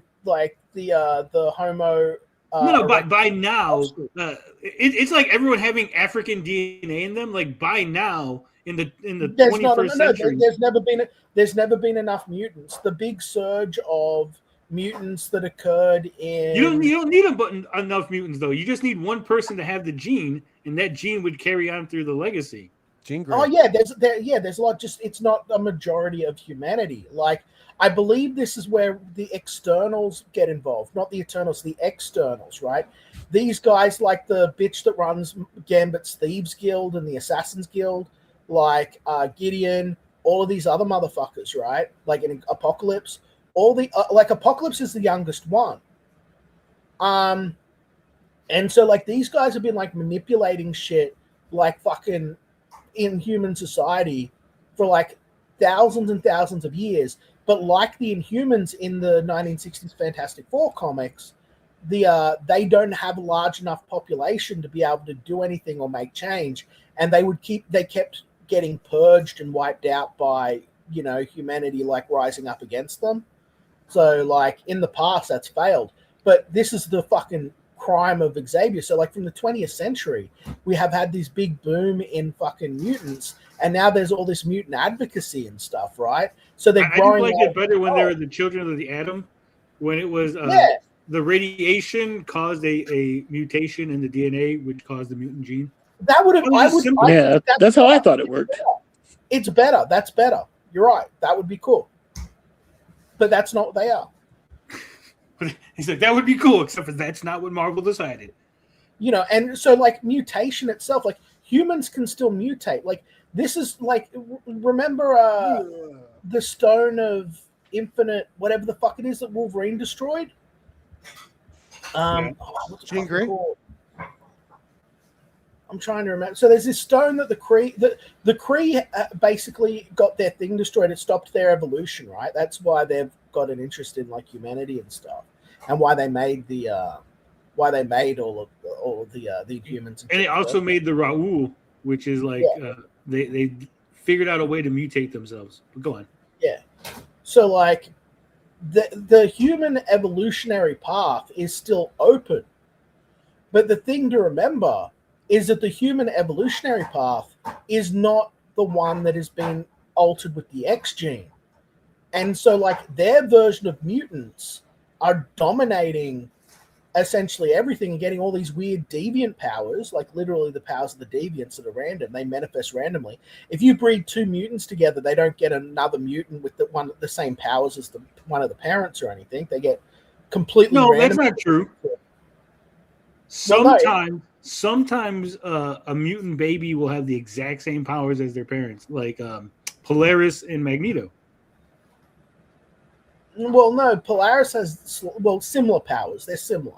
They're not the exact same powers. She's like can't do what Magneto does. He can flip the poles and fly in space and.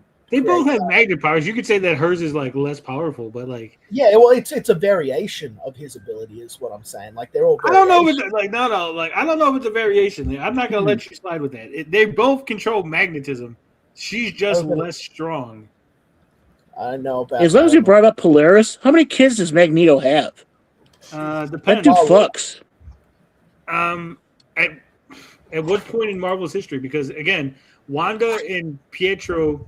Oh yeah, they now no longer her fucking. They were his kids. They weren't his kids. They were his kids again. They aren't his kids. Really? God, I thought they were his kids. Child, Magda, that died. Okay. Magna Carta. And then obviously Polaris, and I think it might have one more kid. Damn. So. As many as 4, as little as 2. Okay. But not Wanda and Pietro. Not anymore. Okay. It was so stupid. So originally, and those were his children, right? They were delivered by the High Evolutionary, and then they were told that Magneto's kid died, and the High Evolutionary gave the kids to the Romani people that were traveling in the region. Then later on, they implied that Pietro might be the son of the Wizard, right? Who was another speedster.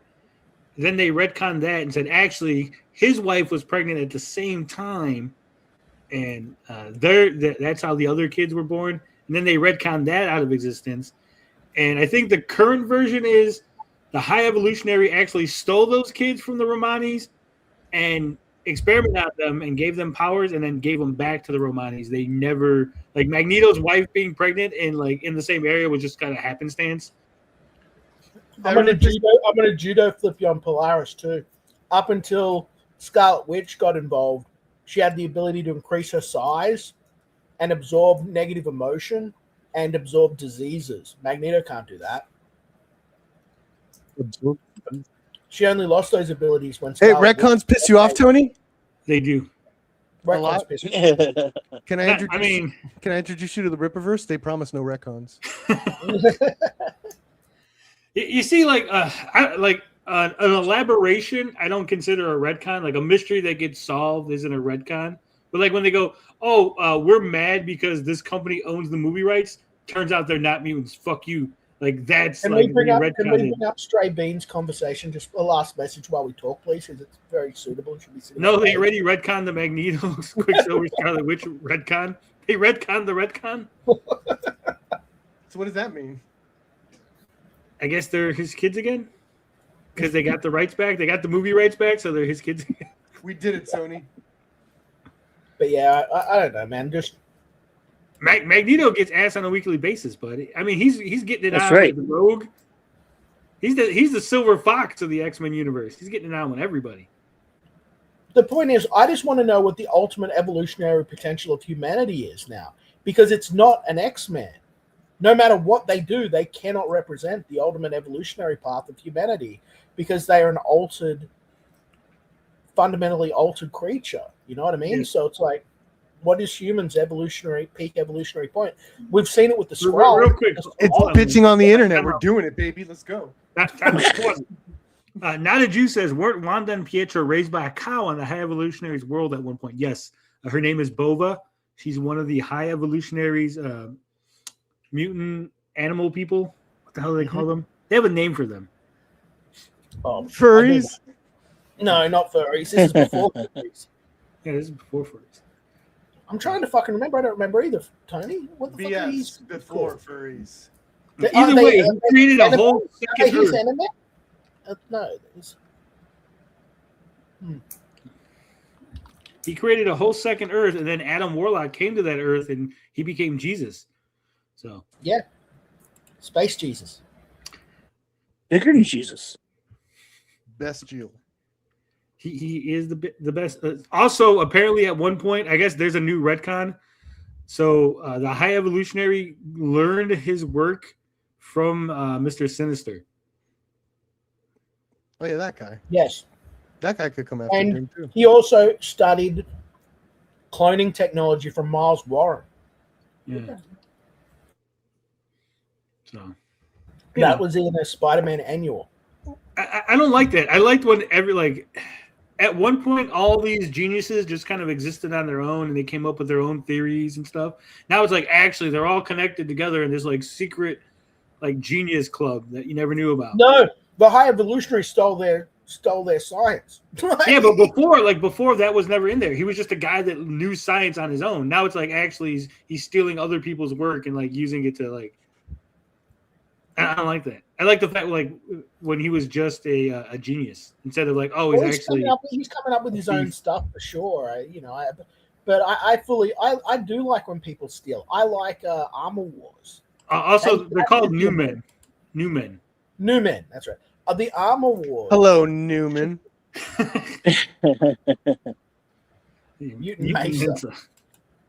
Now, this is so convoluted. I miss when Miles. It was Miles that learned from the High Evolutionary. Yeah. So I miss the. I think Marvel Comics, DC too. Probably I haven't read DC that much, but I think Marvel Comics is suffering from success. Like they've been around so long that they're like, oh, we have to do something like shocking, so they just invent new shit. It just contradicts all the old shit. Instead of, I think that a lot of the time, a lot of people aren't familiar with a lot of the old shit. They just do random stuff, or they, oh well, this would be better, and don't think it out. Are you familiar with the Armor Wars story from Tony Stark? Yeah. I'm sure you are. Yeah, that's what I would love to see as a film. But I think making that, Liam. It's supposed to be a TV show. Dude, it started off as a TV show, then it's going to be a movie. Now it's just nothing. Now it's right. That's sad. They were going to now it's Ryan Gosling's Ghost Rider. Yeah, they were going to do it with War Machine instead of Tony Stark because Tony Stark's obviously dead. Right. Yeah, supposed to be Don Cheadle's big starring thing. It would have been really funny. Like they had a chance to do something really shocking. Instead of rescuing Don Cheadle from the fucking Skrulls, they should have rescued Terrence Howard. Like, didn't you guys realize it was a different black guy? Like, what the hell? Like, I think that would have been really good. Great. Mikey could just be like, they all look the same. Yeah.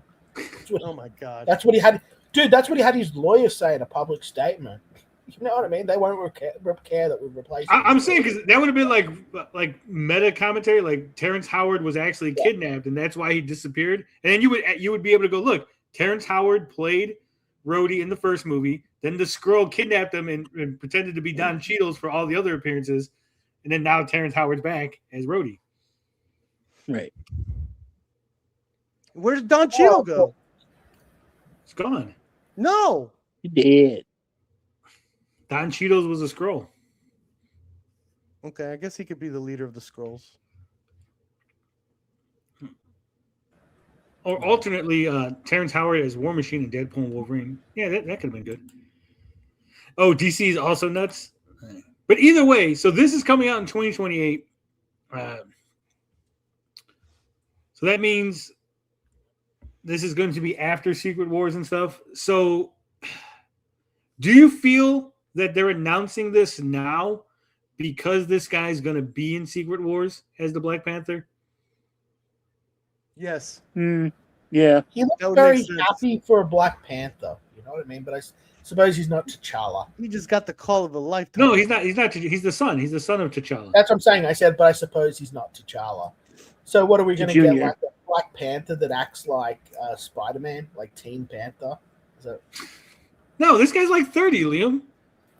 That's the smiling. He's gonna act like Bill Cosby. No, he's not. He's gonna hand out pudding pops. No. Is that man really 30 years old? No. He's in his 20s, isn't he? He's played young. He's played young. He's played super young in last year movies that came out last year. He is 32 years old. Whoa. He could hang out with Tom Holland. That'd be cool. Black Panther and Spider-Man. Yeah, I mean, Spider-Man needs a black friend. Best suits in the game. Is Leonard Part 6 going to be in Dune? Dude, I like Leonard Part 6. I know Cosby is, a terrible person, but I like that movie. I think it's funny. I'm pissed. Sure, he's not gonna be Black Panther anymore. Why did they Like do they're the Ghost Dad? storyline like in the comics? They should have had a new Black Panther show up, and obviously it's not T'Challa, so they have to figure out who it is, right? Like in the comics. Mm-hmm. Maybe this is them figuring out who it is. No, this is just going to be his son. His son is just going to be Black Panther. No, but there could be drama before he gets to the throne. Yeah, they could call the Wakandan embassy and say this guy's a threat to America. Who is he? You know, like that's like Came from a different universe. That's why he's aged up. He's going to say by T'Chaka's fade.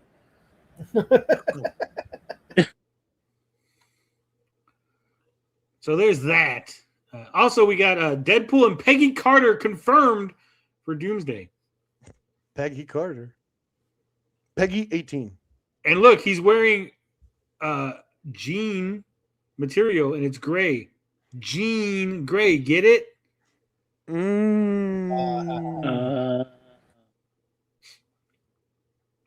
Apparently, he was walking around Comic-Con. No one knew it was him.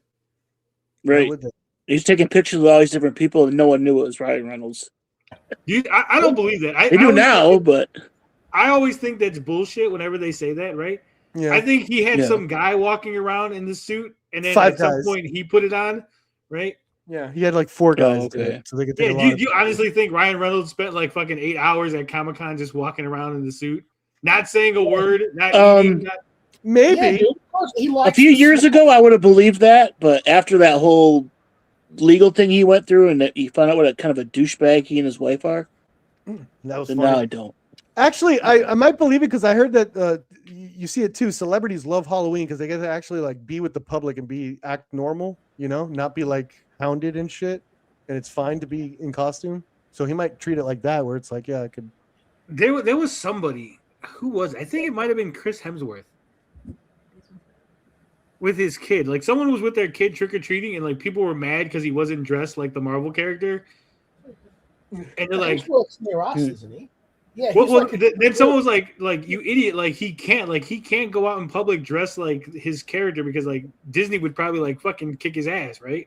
Yeah. No, Well, they let Johnny Depp has like Jack Sparrow costumes that he puts on and goes to like children's hospitals and shit. Yeah, but that's different. You're going to a children's hospital. That's obviously like that's Also, Jack we're in Sparrow Australia. making an event. We're in But Australia. no, because remember, Disney and them had a fit about like putting Spider-Man on a kid's tombstone. Could you imagine? Yeah, no, like you're Chris Hemsworth dressed as Thor, just trick or treating, and like you do something that's like someone pisses you off, or like you're not doing the whole like voice and stuff. Like you're doing something that makes the character look bad, right? Like he can't be standing there holding a beer, like he's in his Thor costume holding a beer, like. They were like, "What the fuck, dude?" Australia. I'm sure. They did it in the movies. You ever see P. Diddy's Joker costume, and he got into like an altercation, and he's like acting like Joker, and he's like a really good Joker, and then suddenly he just like starts like going off on this guy. It's really funny. Is that what he was doing at those parties? At the Disney parties? He was dressed as the Joker. He's like, I got 2 tubs of baby oil. I think What if he's gonna push the button? I don't think that all that white powder on his face was makeup, but man. Hidden says yes, he loves attention. He asked a question during the Q. No, I think during the Q&A is when he put on the costume. I'm saying like all that earlier in the day was just another dude. So he can go later on. So people can go later on. Oh my God, that was Ryan Reynolds walking around. I didn't realize it. Because you're seeing people like have pictures with this Deadpool going, oh my God, I didn't know this was Ryan Reynolds when I took the picture with him, right? I don't think that was Ryan Reynolds. I think he just got a guy that walked around Comic-Con, and then like they go, hey, at 7:00 is the fucking panel. And so at like 6:30, he put the costume on, went to the panel, asked the question, right? Can I ask real quick why everyone's making such a big fucking deal about Jean Grey everywhere? Like you mentioned, Jean's Grey. Like I've been hearing this fucking everywhere. Oh, Jean Grey. What's the big fucking deal about Jean Grey? Jean Grey. She's going to be in the Spider-Man movie, and in the comics anyway, she's a hot redhead. Jean Grey. I really is everyone just really that thirsty for a fucking hot redhead? Yes. Well, That's like I mean, this is the first Shout hot out to Helen redhead. B. This is the first hot redhead that they didn't swap their race. oh, okay. true. The first ever? So you're telling me that Marvel's been intentionally blueballing the entire population for nearly a decade? Have you not watched Spider-Man with Mary Jane, who is I now have. MJ? This is a part of Zendaya, Queen Bee. I hate Zendaya. I do not think she's Yeah. attractive. I think she looks like a young Talented. Eartha Kitt, which is probably why I don't like She's her. talented as fuck. Is Shut she? Yeah, I'm gonna take your word for it. I don't. trust me. She's a fucking monster behind the scenes. I thought about this and I even tweeted. I was like, it's actually insane that she is doing technically 3 literary like classics known as from Spider-Man to Dune to fucking Odyssey in 1 year. That's insane. Respect.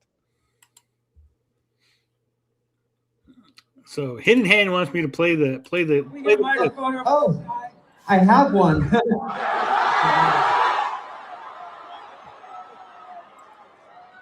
Does he take off his mask? Pause for a second.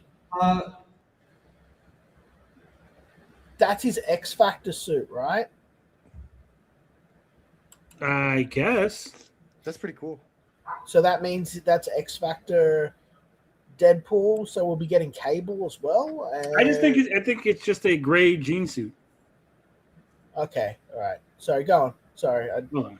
just had a moment there when I saw him in full suit. I went, wait a minute, I know that. Jean outfit. Grey. Like I said, I know that's him in the fucking at Hall H asking the question. I don't think that was him all day long. Maybe he Just did a it for handful. 2 hours. Maybe he just did it for 2 hours and that was enough to get that many pictures and stuff. Like again, maybe I'm just an asshole that doesn't want to believe things. Okay. Yeah, you're just not an asshole, just I'm cynical. cynical. Yeah. Yeah. Maybe again, like, have you seen Ryan Reynolds? He's such a dick. First-time listener, first-time caller. Huge fan. Look at that cast. Actor Ryan Reynolds went undercover as Deadpool at San Diego Comic-Con, surprising fans at a Marvel panel. Undercover, that's his additional character. photography, no overages, hot costs, maybe last-minute additions. We keep making the movie until they pry it out of our hands. So No further questions. He later posted a video on social media of him on the convention floor meeting with unsuspecting fans. His costume also took on a new look, swapping out the character's signature red for denim blue. Reynolds wrote he felt so lucky being with people, quote, who So come on, do you I don't think that was him. He just did it for like an hour, bro. They might have done it for the PR so that they can. I mean, look, we're talking about it, right? And that's movie. That's what I'm saying. Like obviously he didn't speak, so no one knew it was Ryan Reynolds, right? Maybe. No, because people are posting like, "Oh my god, I didn't realize this was Ryan Reynolds," until after he went to the Hall H, where people are like, "Oh shit, that was Ryan Reynolds." In the Yeah, if costume." you didn't talk, yeah. That is That's not why a I think it's flattering. not No, him. you're I think cynical, it's- but I'm not. But now you're making me like. No me gusta. I just think it was a regular guy pretending to be Ryan Reynolds. Okay. Anyway, are you excited about Ryan Gosling as Ghost Rider? Ghost Rider, word. Who is he? Ghost Rider. Ghost No, Rider. He writes who ghosts. is- what Johnny Ghost Blaze He's a or ghost, and he writes to you. Well, here's what I'm thinking. I'm thinking he could be Danny Ketch, Ghost Rider, because again, obviously this movie is going to be after Secret Wars. Secret Wars is supposed to combine all the Marvel universes into one. So you could say that the Nicolas Cage Ghost Rider existed. He's already done being Ghost Rider. And then Ryan Gosling's Danny Ketch finds the bike like he does in the comics, becomes Ghost Rider, and you take off from there, right? So you have that, like, the previous Ghost Rider exists, but he's no longer Ghost Rider. This is the new Ghost Rider. And that ties the two universes together, the movie. Which might work because if you remember the last Ghost Rider movie, he met with the previous Ghost Rider, and they're sort of like a legacy of Ghost Riders. So He's definitely Robbie Reyes. No, they already got a Robbie Reyes in the MCU. Yeah, he was a good one in Shield, right? It was Brian Reynolds, fresh from Temu. Oh, he meant he's definitely not Robbie Reyes. But yeah, he's playing Ghost Rider. So Sean Levy's directing Ghost Rider. Ryan Gosling's starring. Right That's after all we know so Spider-Man. far. Who's going to be the villain? Are they going to bring Mephisto? Are they going to bring what's his name as Mephisto? It would be the time to do it. Finally. I mean, yeah, because he's in the MCU. Mephisto's in the MCU, so like, there's no excuse for him not to be in the Ghost Rider Ironheart. movie, right? Yeah. Yeah, I know. It's just like every time we brought Oh, Mephisto man. before, it was never Mephisto. Makes sense now. Working with if it's Sean Levy too, working with Sacha Baron Cohen, it's like, oh yeah, I could see them working together. But who's going to be who would you pick to be the bad guy in the Ghost Rider? I think Ghost Rider has that problem where he doesn't have a really good villain to fight. I would pick Spiky Ghost Rider. Do you remember Vengeance? Spiky Ghost Rider from the 90s? Vengeance. Yeah. Vengeance. Yeah. Have him fight Vengeance. Yeah, but Vengeance isn't a bad guy. Vengeance is a anti-hero good guy. Don't care. That's who he should fight. That's the Yeah, what if they give him just a fucking Daredevil, like some fucking crazy shit, like they just beef for a little bit, because it's more about the origin than like. Well, he can fight Scarecrow. I'm sick of Origins. I just want a good Ghost Rider story about him visiting vengeance upon someone. Eric Winberg hitting us with the $2 super sticker. That is the smiling Shiba Inu. Thank you, Eric's the first. He's popping the cherry for the night. Shout out. We've just received word from our truck that you've received a super sticker. Let me guess, Eric Winberg with the Shiba Inu, baby. That's right. Nice. Don't forget, guys, we are $58 away from No Monster August. Let's keep the streak alive. Do you guys think origin stories are immediately necessary for even new characters? No. You don't think so, Liam? No, I'm over it. I'm sick of origin stories. Everyone's got fucking Google on their phone. Okay, give me a really good story about any character, and if I want to know why he can shoot fucking laser beams from his eyes, I'll type it into Wiki, right? And then Wow, you sound like Stan Lee. That's why he invented the extra. He's like, you know what? I'm sick of origins. They're mutants. They were born that way. We're done. Yeah, exactly. I'm over it. It's like, let's get on with the actual stories. I think it depends on the character. You could do an origin story. You don't have to do like an elaborate, like, oh, here's his life for like 45 minutes of like him being normal when he gets powers. Yeah. David Fincher, when he was talking to get the original Spider-Man before Sam Raimi, his idea was to do the whole origin in the credit sequence. He was going to do the whole origin and just get started with Spider-Man. I mean, that's pretty much what they do for the Incredible Hulk movie with what's the name?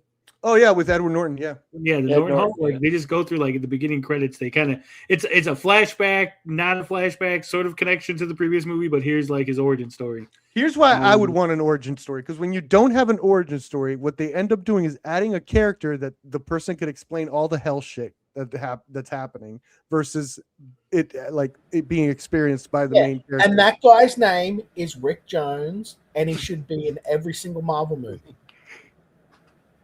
Runsdown says, I have a superhero project down the road. That's why I'm asking. Like I said, it depends on your character. You could start with the character already being established and then flashback to the origin, depending on how you want to do that. Obviously, like that's how we're doing. I've talked about this before, so it's not a spoiler, but the first couple of pages are like, this is modern day, this is current day, right? And you're like, oh, look, there's the Frogman. He's got his powers. He's stopping some crime. He's getting interviewed. And then you flash back to his origin story, right? And then you sort of give like the Batman year one of Frogman, right? So you could do something like that. You could do something where it's just you start right at the like whatever inciting incident, you could just boom start right from that incident. Yeah, and that's his origin. You start at the climax, or you could just skip it altogether and like if it's maybe it's a mystery, maybe it's something that you don't want to reveal all at once. Again, it's hard to say because it depends on the character, right? Wolverine's origin story was never revealed for how many fucking years? Mm-hmm. Dormammu could make a return in Ghost Rider. I don't think that would be good. I think Ghost Rider has to fight something that's a physical threat. Not like in the other movies where it's like, oh, he's the manifestation of guilt, and like then Ghost Rider is like, oh, there you go, you're dead. Hit you with the chain, pen and stare, dead. Right? I need something that's going to fight him, that's going to challenge him. Doctor Strange. How about here's my suggestion: Orb, make Orb his opponent. He's got a motorcycle. He's got a giant eyeball. He's got a motorcycle. So there you go. That's all you need. He could see him. He could see him from a mile away. Yeah. Kofi bot not. Oh man, there was a Kofi. That orb is a penance stare waiting to happen though. If he's just a giant eyeball, it's just like. Oh shit, we got $3 from Eric Winberg. He says, let's go. No Monster September incoming. Thank you, Eric. I appreciate that. I did not see that. No monsters. It might be on there. Yeah, no. Did the Kofi bot take the night off? I don't see it either. I was so engrossed in can't get good bots these days that I didn't. Yeah, damn clinkers. I didn't see it. If it did come up, I missed it. So I do apologize. But so let's see. Ghost Rider's Rogues Gallery. Here's our lineup. Hold on. It's great. Happy being here, walking and strolling on the sidewalks of Chicago. Woo! Cooking and smoking. Cooking and smoking. Okay, so Cooking and smoking, baby. Rogues Gallery. Here's our lineup. Here are our options. So I don't know. Let me know if you're sharing that. What if it's Ghost Rider versus Ironheart? I gotta remove that. I can't just we used to be able to just go straight from one to the other, but I can't. So you've got Blackheart. He's a pretty major Marvel character. Well, that's the son of Mephisto. I think. Didn't they already use that guy? Yeah, they did use him in the previous movies. Oh, they did. So Blackheart's been used. Okay, so you got Deathwatch, Aqueduct, number 3 man. Aqueduct looks like he's our guy. Look at him. Oh yeah. Just puts off his hair. He just hits him, turns off the fire, so he's just a skull. It's not flaming anymore. Haha. And he just runs away laughing. Ha, got you. I don't actually. I'm gonna look. I'm gonna see what was number 5. Hold on. What was number 5? Number 5 is the orb. That's you what I said. You got beat by a guy that splashes you with water. Okay. Yeah. And here's the guy I said, Vengeance. Yeah. Yeah, but Vengeance. You talk about facing the guy with the same powers. That's Vengeance. Orb doesn't have Vengeance powers. He's just a guy that rides a motorcycle and has an orb for a head. For a head, yeah. Cool. It'd be kind of funny if Orb was like super competent and shit, man. Give that guy pink eye. I don't know how they could, but I mean, but yeah. So Scarecrow, I don't think they can touch him due to people's confusion over DC. Yeah, man. I would do that just to confuse people over DC. It's like fuck it, we got him. Yeah, because you're Disney too. You said, yeah, we got him too. What? Well, this Scarecrow is cooler because he's immortal and he's got 2 ravens or crows. He got 2 crows that go along with him. Yeah. It's Steel Wind, who I know nothing about. Cool. She's like Punchline with a motorcycle. Yeah, Steel Vengeance, who I know nothing about. Has she got a fucking Wolverine claws? Hold on. Yeah, it should be all the ladies go after Ghost Rider. I'd watch that. Yeah, what the fuck is going on with her? Look at this chick. This chick looks like she's fucking Wolverine. Steel Vengeance. I've never heard of any of these characters except for it's Ghost Rider. Steel Vengeance. Steel Wind. Steel Wind that gave up her soul to attain her powers. She gave up her soul and got Wolverine powers. I want you to know that these are the top. Remember, these are the the cream of the crop as far as Ghost Rider opponents. Villains. Marvel's gonna be like, give him Spider-Man. Jesus Christ. She gave up her soul to Centaurus. Do you know who that is? I've never heard of Centaurus. Yeah. To receive Steel Wind, and in return lost her soul. She was made into a cyborg, gaining new powers and abilities. Steel Vengeance makes her presence known when she. Hell turned you into a cyborg? That seems cheap. Well, I mean, it was the 90s. They liked cyborgs. And Hell likes metal shit, I guess. Yeah. In the 90s. Kills him with a recalibrated ray. Cyborg. She was made by Howard Mackey, okay, and Kubrick. So, yeah, she's dead. Just said walking corpse. That'd be cool. Panther would work on that. Well, look, here's who the villain should be. Okay, you ready for this? Yes. The villain should be Blackout. Okay. Who? Because Blackout is the son of Lilith. Okay, Lilith is what brought about the Midnight Suns. The Midnight Suns were created in order to fight Lilith and her children. So Blackout is like a long lost child of Lilith who fights Ghost Rider and loses, and that kicks off that whole thing, right? Hey, look, Freak Matt, we were just talking about P. Diddy. Freak Master. Child of two freaks in a freak show of Ralph and Quentin years ago organized a large group of freaks to serve as agents in a takeover of Quentin Carnival, mutated many normal people into freaks. SJWs are not going to like this. I don't like it. Get it out. What do you mean? I don't know, man. I think it'd be great to have Freak Master. Imagine doing like a fucked up X-Files style thing with all these freaks. You got the Orb should so much be the villain that he appears twice on this list. Yeah, no, that's Shannon. I like that. Yeah. Ghost Rider says, "Leave me alone, Shannon." There's Wind Witch and then Witch Woman. Cool. Okay, I like her. He's got a lot of female opponents. Hell yeah. Ghost Rider just beats the shit out of girls. And he runs them over in a motorcycle. Linda became empowered by Mephisto and became Witch Woman. Do they get to pick their powers? Like, is Mephisto just like giving all the cool ones to who he likes? Like, how does this work? Yeah, I don't know. Why does she get cool witch power? The other lady got metal strapped to her fucking face. Like, that sucks. Yeah. Linda Littletrees was a typical young woman who attended college in American East. However, her roommate, Jennifer, was a Satanist. Oh, Jennifer go to Australia. Jennifer managed to get Linda involved, reassuring oh my God. innocent and harmless fun. Oh my God. Devil, it's I love fun. this. I hope they. The devil. This is my next fucking AI trailer right here. Yeah. Things got rather serious when Jennifer attempted to and then successfully summoned Mephisto at a sorority party. Yeah, she offered Linda to Mephisto. I love when this. Linda arrived home, Linda wasn't even there. And realized that something was happening. She tried to escape, but was trapped by burning flame and fire. Linda was bound and stabbed with a special sacrifice blade. It's like Witchboard meets Silent Hill. Satan. There's something. Abu Khan says Shannon's only weakness is the UPS driver, FedEx driver. Abu Khan, FedEx driver.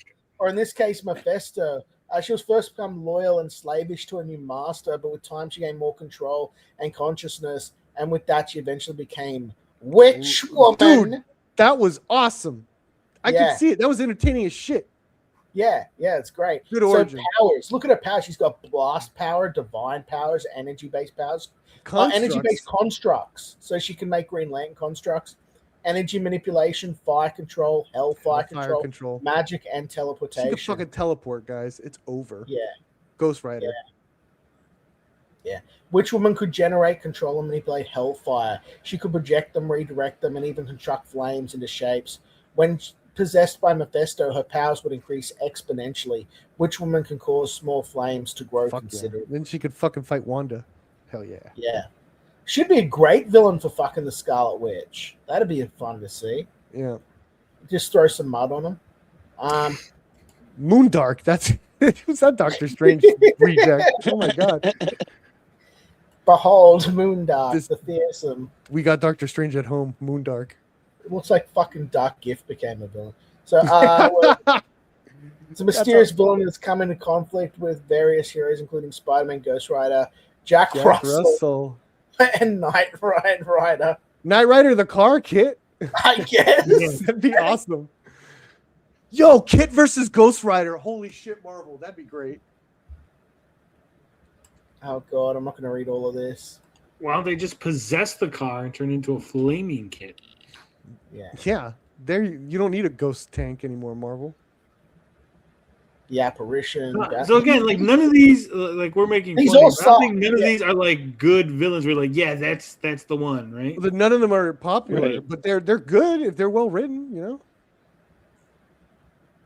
None of them pop. I don't think any of them have marketability. I don't think Sean Levy's gonna have a movie with the villain named Suicide. Yeah. No, there's no way. Can only have a They're gonna name it like Caleb Connolly? YouTubers. They're gonna be like self-deletion man.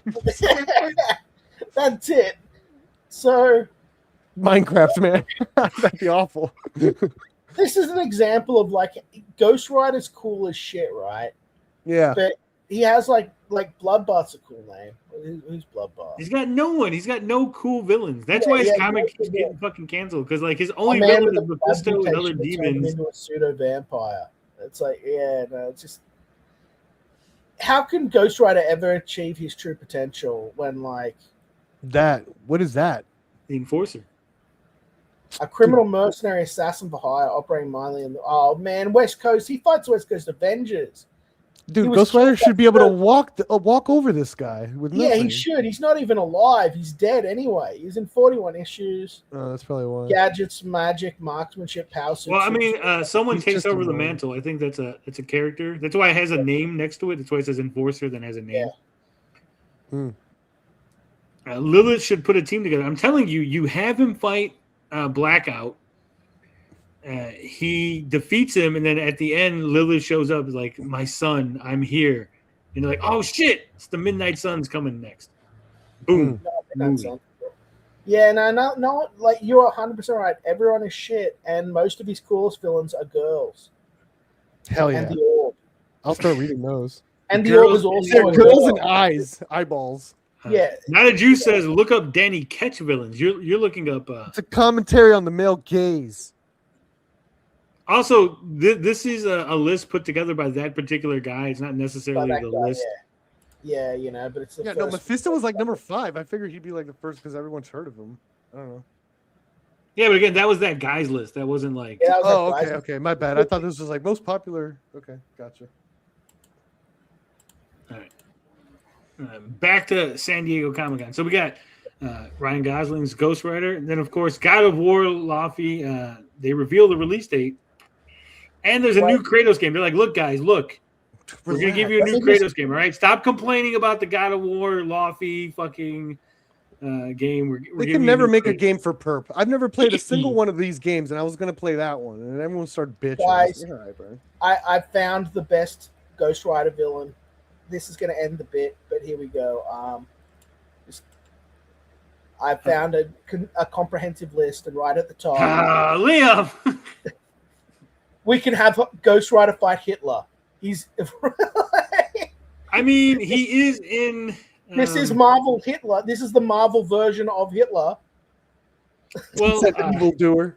If you don't know, evildoer. Okay, so there's a character in Marvel called the Hate Monger, who is actually a clone of Adolf Hitler, who has the power to induce hate in people. Mm-hmm. Yeah. When was that character made? 2017. No, I think it was made in the 70s. Oh. Yeah, he's been around. He's one of Captain America's main villains, actually. Okay. Cosmic says, stop complaining about the digital model of Deborah Ann Wall looking just like her. Yeah, people were complaining about that. That was crazy. People complain about everything, man. Everything. I've not played a single God of War game either, Perp. So yeah, I was looking forward to that one. I was like, all right, so we got the 5 biggest reveals from the Lantern San Diego Comic-Con panel. How good was that trailer, though, man? That was a really good trailer. Oh, dude, you guys were bitching about that fucking Lanterns teaser. It's not enough space. Is there a new trailer out? When did the new trailer come out? Yeah, dude. It showed. Looks really Wait, you didn't know that? It's been all over Twitter.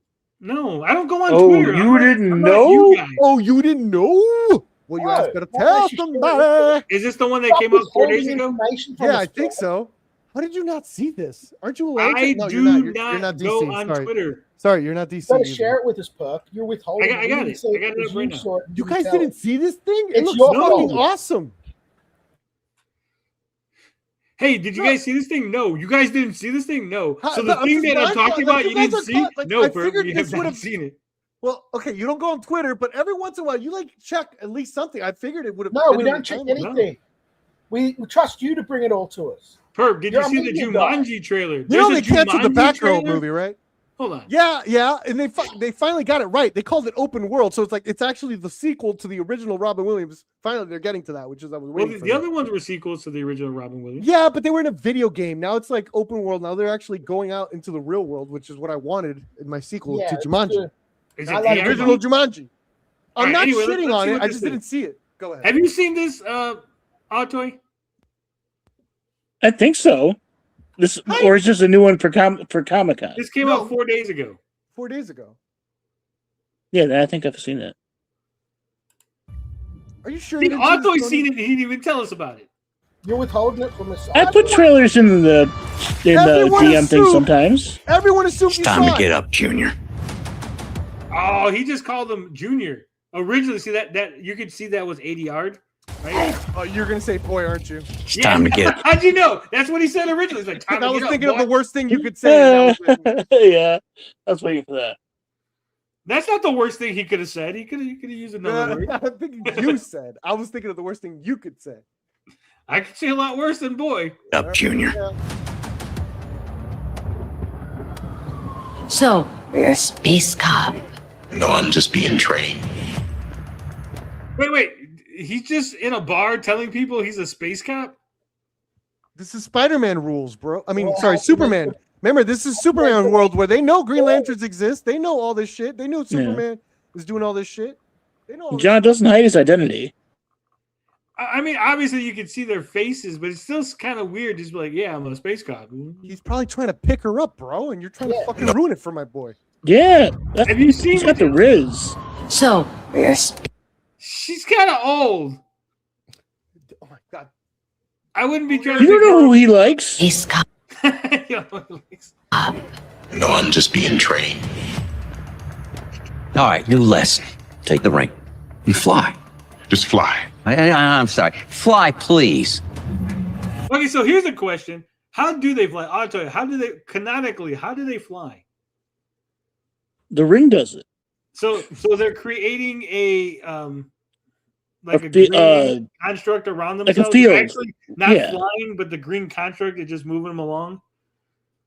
Yeah, I if they're think wearing so. the suit, if the construct is the suit a construct, I guess not, right? Not in Yeah, this the one. suit is. Well, it depends. Sometimes it is, sometimes it isn't. If the suit's a construct, there you go. Then they make the suit fly. The suit Yeah. flies. But I mean, but he does, like when he flies, he does put a not a bubble, but like a barrier around himself. All right, You so know what I that's mean? the Especially stuff when he's in space. That's to stop bugs and shit crashing into his eyes and in his mouth and stuff like that. And it offers a limited amount of protection, like a force field. again, I'm asking because I'm not up on like the official like. I mean, like when he's in space, it creates oxygen and everything for him to breathe. Yeah.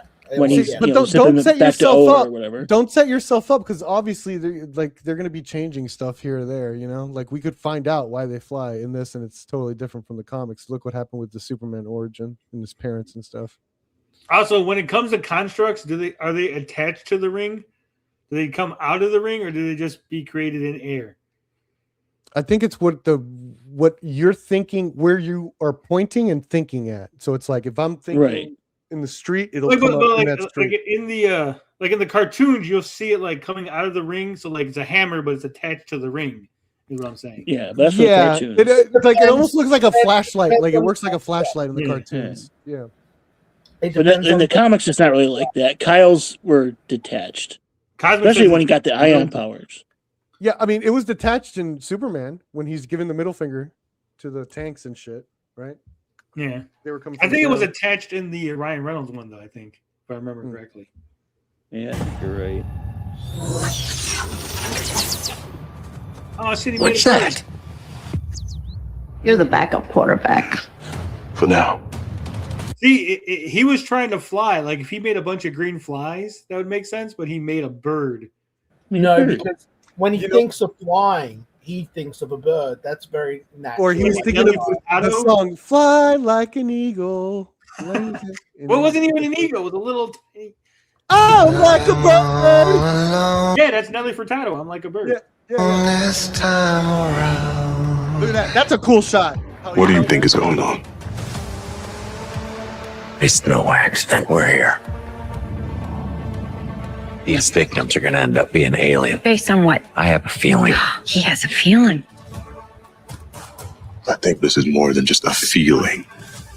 So they got a bunch of dead bodies that look normal, look like humans, but they're going to be aliens. Like, is every alien in the DCU just a normal looking human? They shapeshift. No, but some of them shapeshift. Yeah, Like in Marvel, like the Skrulls White shapeshift, when Martians, they die. Like Yeah. shapeshifting is like a muscle. So like when they die, Yeah. they go back to their original form. Yeah, I mean, that's what like White Martians do that. Yeah. Maybe. TJ says, I ain't gonna lie, would. You nasty TJ. This is a threat no one's ever seen before. Oh, that guy's good. That's fucking Garrett Dillahunt. I think this is more than just a feeling. Garrett Dillahunt's awesome. Yeah. He's a good actor. One's ever seen before. He's my favorite Walking Dead character. What do you know about manhunters? John Dory. Oh shit, what do you know about manhunters? Where'd you get- He's a Big manhunter. robots. Can't Manhunt? Isn't Manhunter? I'm sorry, this was Snyder, but didn't he fucking shapeshift? No, that's Martian Manhunter. Martian Manhunter. Is he part of the Manhunter family? His last name? They got the last name? Manhunters are I know this one. They're like robots created by the Guardians of the Universe. They're like, hey, we should make robots to like protect the universe. And then the Peace. robots obviously go nuts and they go, you know what? Let's just make rings and give it to people and let them protect the universe. Yeah. Very good. So first they make robots and then they make jewelry. They're like, hey, if the robots didn't work, let's make jewelry. And they're like, okay. Yay. Fucking Skynet.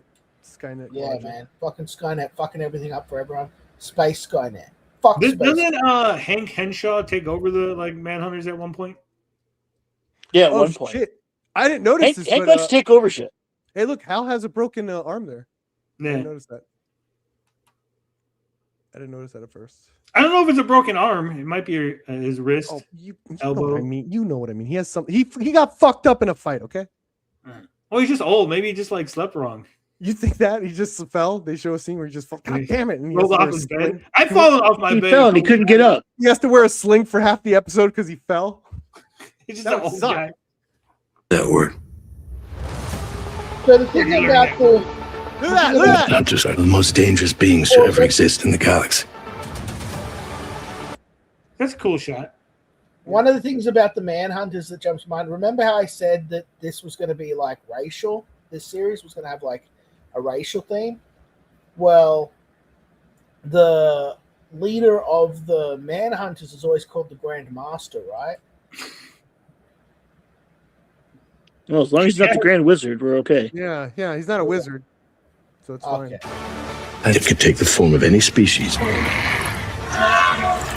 So the So it could be- Manhunters that can change? Was that a thing in the comics? Not that I recall. Anyone. Snyder rules, baby. Let's go. He's gonna send an army to put you down.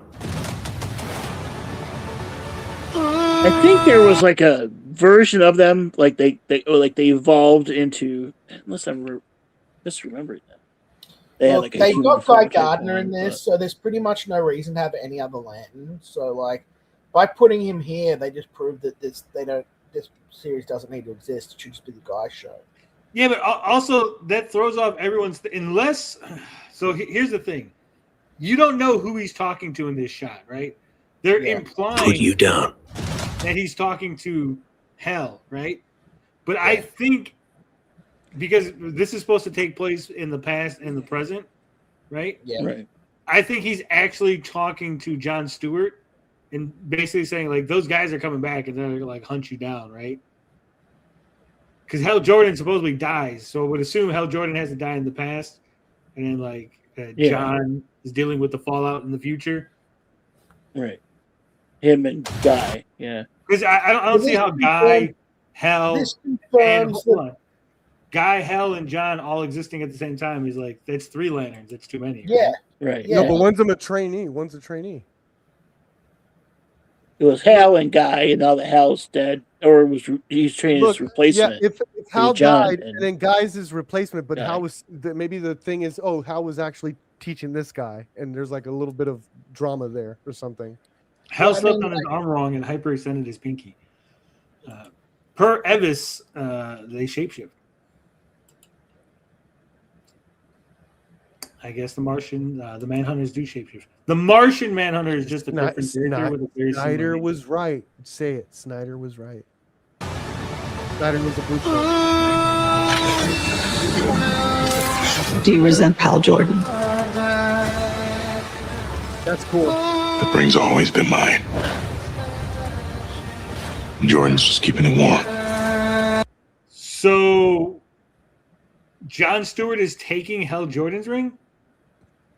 Yeah, he must be dying of cancer or some shit, man. And they're like preparing for it, and it's like, no, that shit's mine. But also, he said the ring's always been mine. Hal Jordan was just keeping it warm, which, like, I could see Guy Gardner saying something like that, but like Jon Stewart, that don't sound. Yeah, I don't know. It's gonna be interesting. Watch this. Watch this is amazing that they make it work. Like these lines. Also, what's up with the one yellow door? Is that like Sinestro in there? Ooh. Yeah, that's what I thought.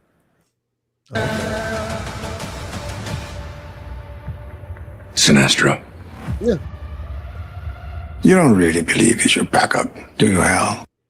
He looks so fucking old. Like, even Sinestro looks old. I love it though. I actually fucking love this Sinestro. This looks great to me. Like, I wish I could see more. I'm telling you, man. This is like they're gonna do a show where all these people are young. Hal's young, Sinestro's young. They're gonna do like all like their stories. But he looks like such a good alien there. Like, he doesn't look human. He looks like there's not super amounts of makeup on it to make it, you know, just skin tone and pointy ears. His head looks big because of the way they've cut his hair. I think this is gonna be good. He looks like Robert Redford after he went into like the tanning booth. Yeah, I really think I agree. Mixed with John Hurt. I think this is going to be fantastic. No. Let's say what he actually is. My replacement.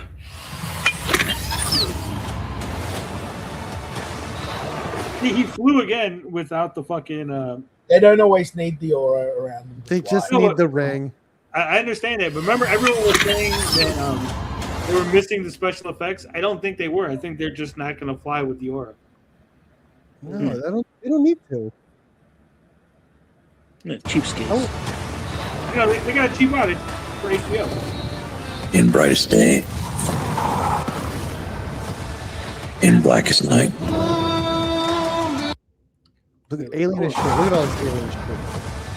In blackest night. That shot right there, he looks younger. Mm-hmm. Yeah.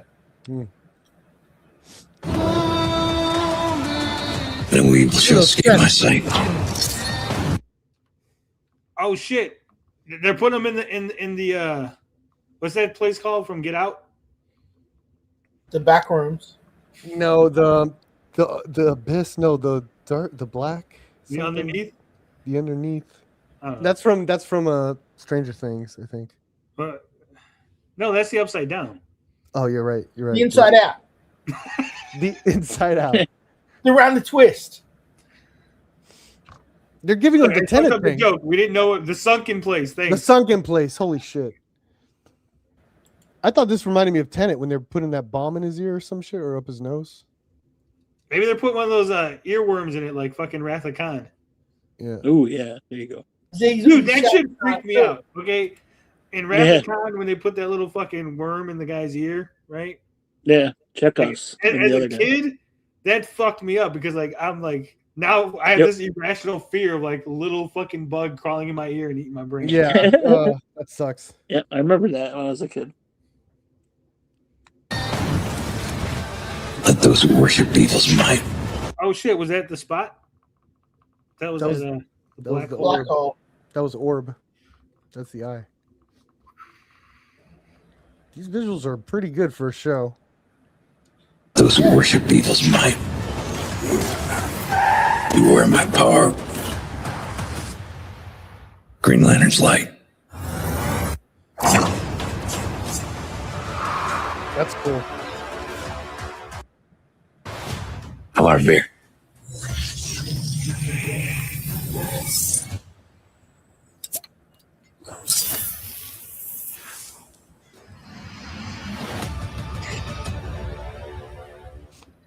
Yeah. That's still in the show. I like it. I think it's gonna be I think it's gonna be a good show. I don't know if it's gonna like That was a good trailer. This is what I think. I think that it's going to end in a very unsatisfying place. I don't think we're going to get enough story out of it, and I think that we're going to be left hanging for season 2. And by the time season 2 comes out, no one's going to care anymore. It looks like it's very story heavy. It looks like it's got a lot of character stuff in it. But yeah, I love the look of it. But it better have like a decent episode count in that first season. Better get a full fucking. It's only gonna be 10 episodes, I think, or maybe even only 8. Yeah. I'm gonna head out. This and was no fun, Kilowog. All right. This was fun, Tony. I'll keep listening. Liam, Atoy, thank you guys. Later, Chat Later. Apparently, Laura Linney is going to play one of the Guardians on the show. I heard the little movie perp's got to play one of the Guardians, and that's why he's leaving. Just doesn't want to say too much. And then the Red Lanterns might make an appearance. Ooh. Interesting. So, I don't know. I think it's going to be a good show. I don't think it's going to be this oh man, super awesome DC. Well, it can't really be that awesome because it only has like a cameo of Guy Gardner in it. You know what I mean? Like really. I mean, Guy Gardner. No Larfleeze. Where's Larfleeze? Larfleeze, the Orange Lantern. Yeah. Power is greed. You got to bring him in. He's great. Yeah. Well, who's the not purple, but it's like Indigo. No, Violet. Oh, the Blue Lantern. The Violet one. Wasn't that like his love interest at one Star point? Sapphire. Yes, Star Sapphire. Yeah. They're having the Rings of Power season 3 is actually happening despite all that backlash. Dude, they have to. They spent too much money. They can't not. I mean, if they're not making any money off. I mean, I'm assuming that means they already filmed it. Is what you're saying? Yeah. Part of that, yeah, but I mean, they paid the Tolkien estate so much money that they have to do it to save face, or maybe it's in the contract that they just have to do it. Yeah, that could be it. I think again, I'm not a big Lord of the Rings guy, right? I am, but they were hamstrung. Like a lot of people don't understand. Like they're like, why didn't they do this? Like they only got the rights for like a very specific section of the Lord of the Rings stuff, right? The Silmarillion. Yeah. So it's like certain things, like they can't have that character. Whoa! No! Hold on a fucking minute. Hold the fuck on. You're telling me, you know for sure that the Lord of Rings, that the reason they got the Silmarillion, and this is what they made out of the Silmarillion? No, just part of it. Like they only got part of. Like I thought that was the book. Maybe it's a different book. It's not. If the guys in the chat could let me know because they changes my opinion about everything. I thought they only had limited access to stuff, but if they were given everything in the Silmarillion, which is definitely not everything. Books, no, it's the appendix, Liam. Oh, the appendix. It's the appendix. Okay. Because like the Silmarillion, if you could not go wrong with the Silmarillion. It's the origin story of their world. It's like mythic and fucking epic and awesome as shit, right? Yeah. I think they touch on it at the very beginning of the pilot episode, but that's about it. Okay. All right. Yeah, it says primarily material from the appendices of the novel Lord of the Rings. Okay. So, from the appendix. Okay. Because again, like Lord of the Rings, obviously is still owned, or not owned, but they license it to the big epic movie stuff, right? Mm-hmm. Also, I find it really cool that The Hobbit started off as a story he told his kids, and then it became like the thing that it became.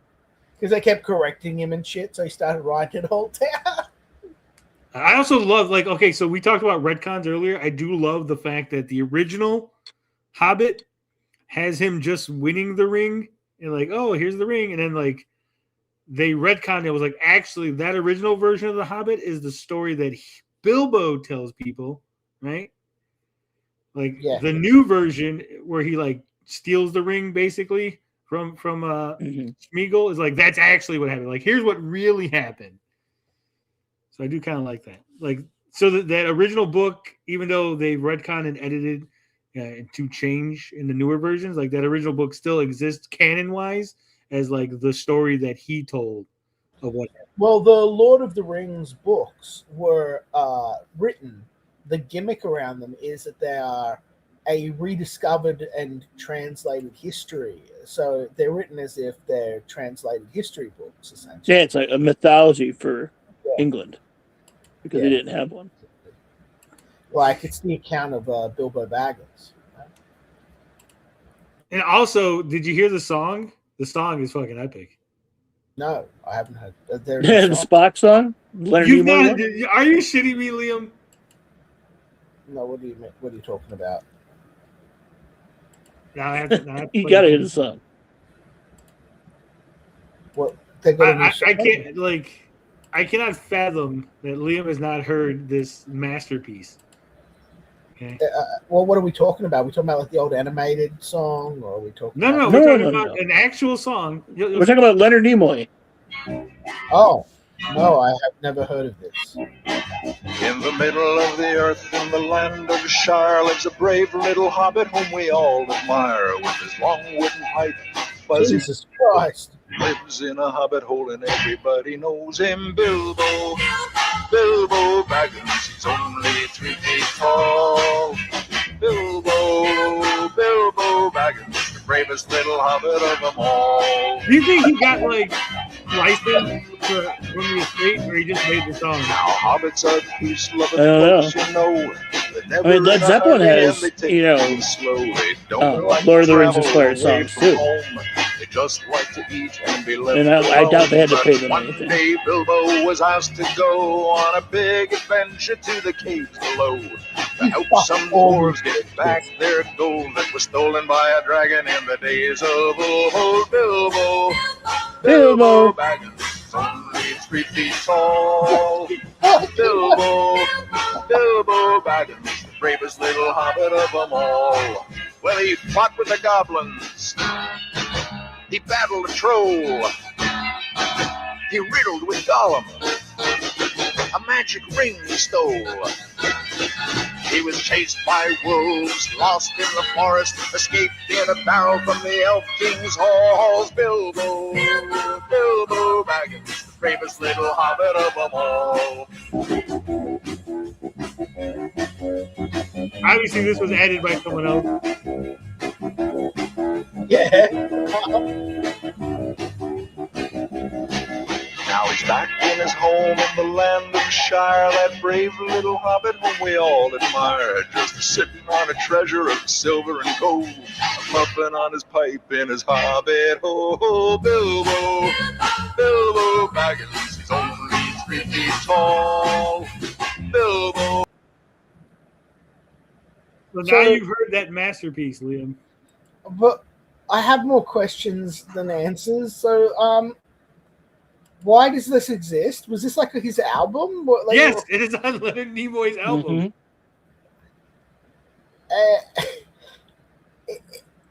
So he's a huge. I don't know why he decided, like, I'm going to make a song about Bilbo Baggins, but he did. So, he was like, how much drugs was Leonard Nimoy on when he did that? Did he write the song? That's what I would. Yeah, that's what I want to know. I'm like, yeah, did he write? Honestly, this? I think he did. Like, did he just want a bunch of chicks to wear elf ears that he could bang, and was like, this? What's great about that is he doesn't wear the Spock ears, but they're all wearing clearly. Yeah, Spock they're ears. wearing the Spock ears. Exactly, that's what I'm saying. Like, is it a fetish power thing? Like, Elf ears. I'm gonna ask JM about it. He's a massive Nimoy fan. I'm gonna be like, dude, like, what is this? And why didn't you ever tell me about it? Like, he'll know more. He'll know the details. Apparently, there was an Audi commercial in 2013 where he him and Zachary Quinto were going. He said a few lines from the song. Oh, that's funny. Now I love Lord of the Rings, man. I love the Hobbit. It was one of the first books I ever read in silent reading. You know, love it. So it was composed by Charles Randolph Green. and it was sung by Leonard Nimoy. I guess he wanted to make an album, and they're like, "Here's some songs." He just went I with wonder it. if they just gave him a bunch of songs, or if he picked it. He's like going through all of these songs, reading the lyrics and stuff. He's like, "This one, the one about the hobbits." Yeah. You can't do Lucy in the Sky with Diamonds. Shatner did that one. Something else. Shatner also did Rocket Man. Rocket Man, yeah. Shatner's great. He's still around doing stuff. Dude, do you follow him on Twitter? He's fucking hysterical. No, he's on there all the fucking time. Either that or someone's doing it for him. I don't know, but it's really his account. You know, crazy old bastard. What's this one? 29. So, we're getting a new Blade Runner. The future is bright in Blade Runner 2099's debut trailer. I love. Okay, so the original Blade Runner is one of my favorite movies of all time. Mm-hmm. I think everyone is just in love with like the aesthetic of Blade Runner and like everything made from it afterward. Not like cyberpunk shit. That's like its own. I'm talking about like specifically Blade Runner stuff, like Blade Runner 2049. Like I feel like they missed the point of the original Blade Runner, like what it meant, right? Hey, can I ask you a question? What? Do androids dream of electric sheep? That's a good question. I've got that book, but I haven't read it yet. There's a test. There's a test. I think it's a Turing test, and it'll give you that answer. Either that or a captcha where it asks you, "Are you a robot?" And you're like, "Oh fuck." Do robots just not answer that? Like it says, "Click this button if you're human," and the robot's like, "Fuck, I can't." Damn it! Like, I can't look at that. Eric says, "Autoy, give us an example of what." I don't know. Whatever it is you were talking about. I don't remember, dude. What was I talking about? I don't remember either. Like the chat's always like 2 minutes behind, so it's like, fuck. It says no, the robots answer too fast. Nobody understands Philip K. Dick. Yeah, I think so. Let me guess. Tony identified with the replicants. That's right. I mean, it's about like the idea of what is human, what is humanity, what is a soul, right? Is a robot real? Tell you what, it doesn't have the fucking X gene, but so well, it's like with Data on Star Trek. Yeah. You know, in the Measure of the Man episode, does he count as a sentient being or not? Yeah. Well, he's definitely. When do they cross that threshold? He's definitely sentient, but like, is he? He's not human. You know, he's not really alive. I think that's the interesting part of it. But he is alive. He's seen one that normal people can see. And he banged Tasha Yar, so there's that. Yeah, but just because you fuck doesn't mean that you're a living boy, you know. Well, then he does get the emotion chip eventually. It kind of changes things a little bit. Oh no, does he? Doesn't it? Isn't that stuck in lore all the time? Like, no, he in the movies, like in Generations, he puts it in. Like he got it out of lore at some point, and then he puts the chip in, and then it kind of malfunctions, and then in the next movie it's working okay, but he can turn it on and off whenever he wants, and they never really mention it again. Look, all I know is sometimes robots see things that you wouldn't believe. Attack ships on fire off the shoulder of Orion. You know, sea beams glittering near the Tannhauser gates. And all those moments gone like tears in the rain. I don't know, man. I want to believe that humanity is something special.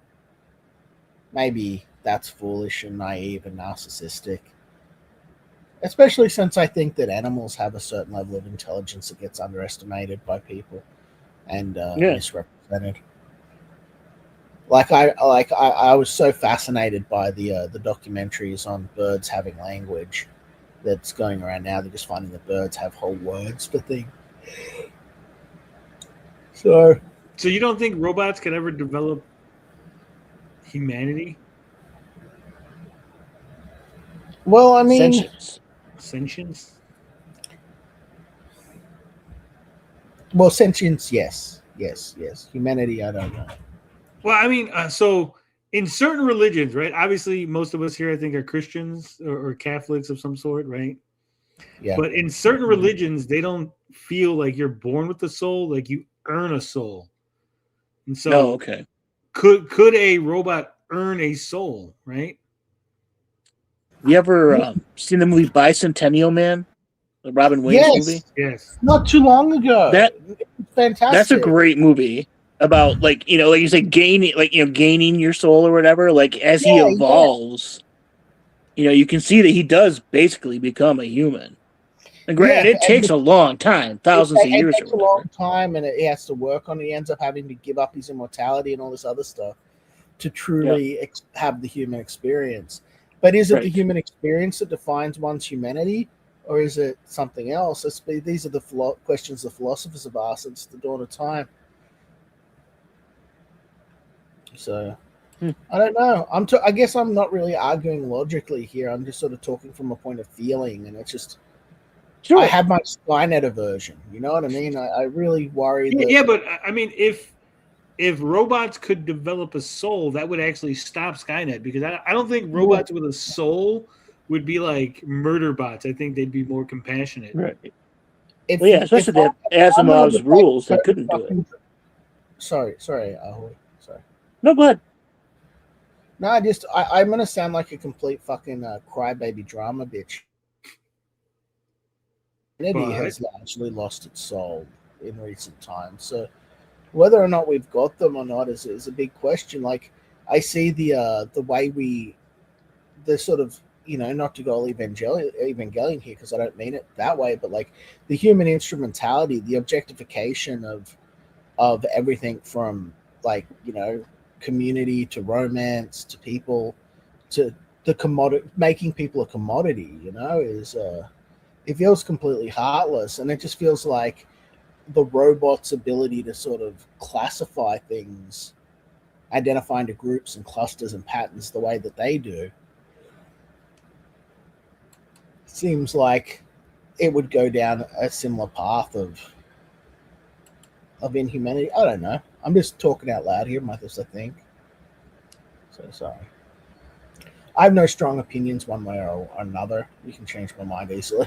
I'm just what about a robot that doesn't know it's a robot? Like a robot raised as a person. Could they get that'd be interesting.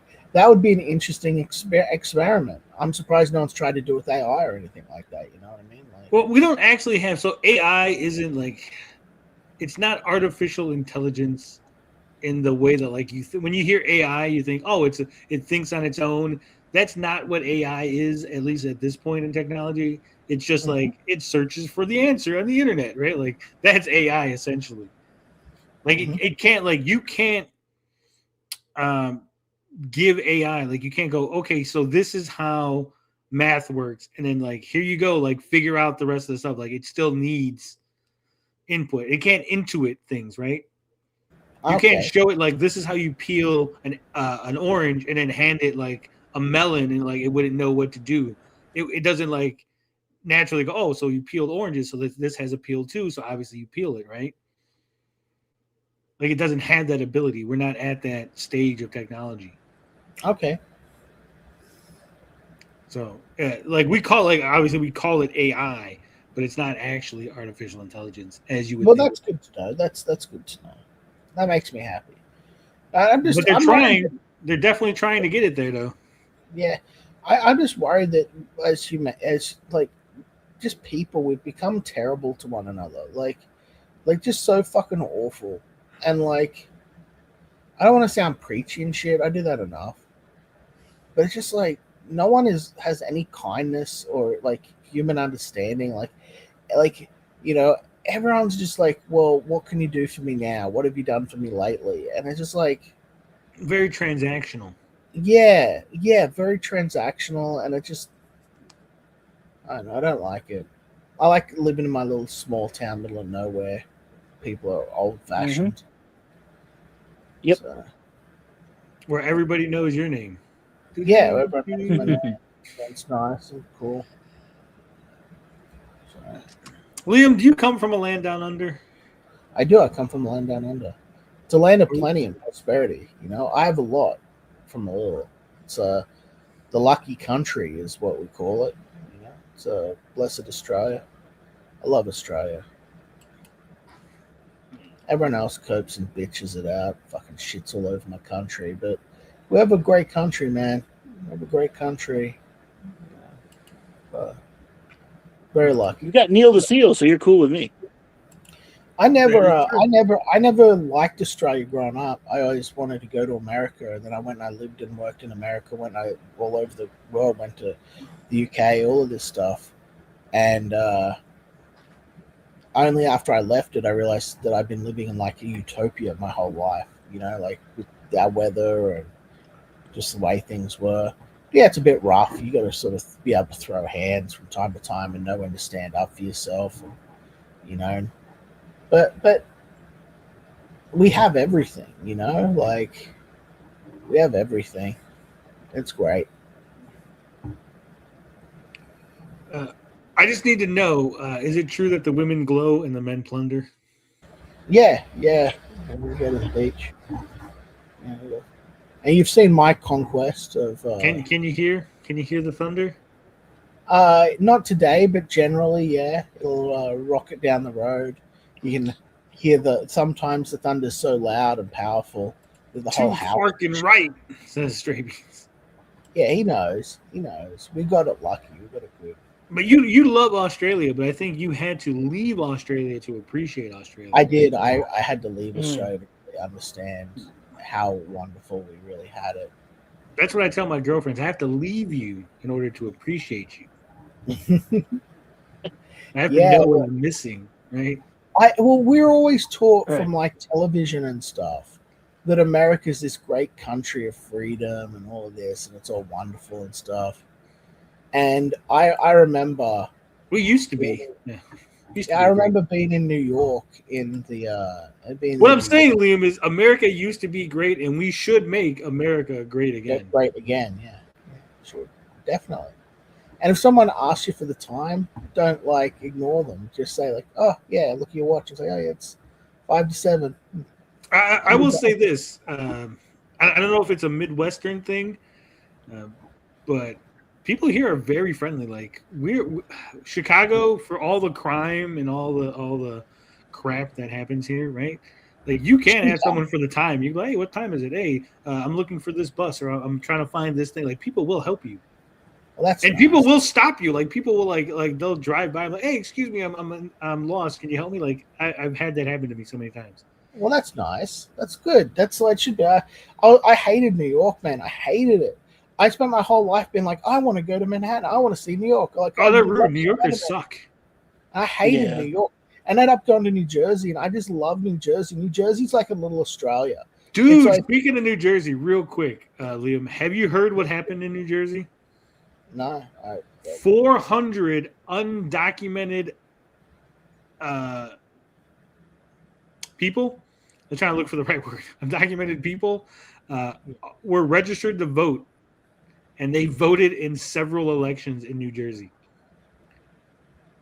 400.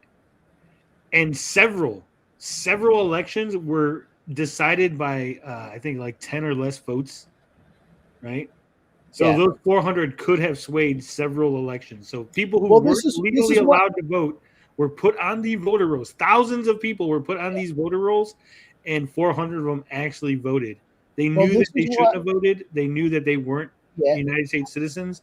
They voted in elections anyway. This is what I've been trying to tell you guys, right? Like this is why it's annoying. Like everyone wants to lecture me about my country and how we don't have guns, even though we do. And I've had streams where I'm standing in gun stores. But like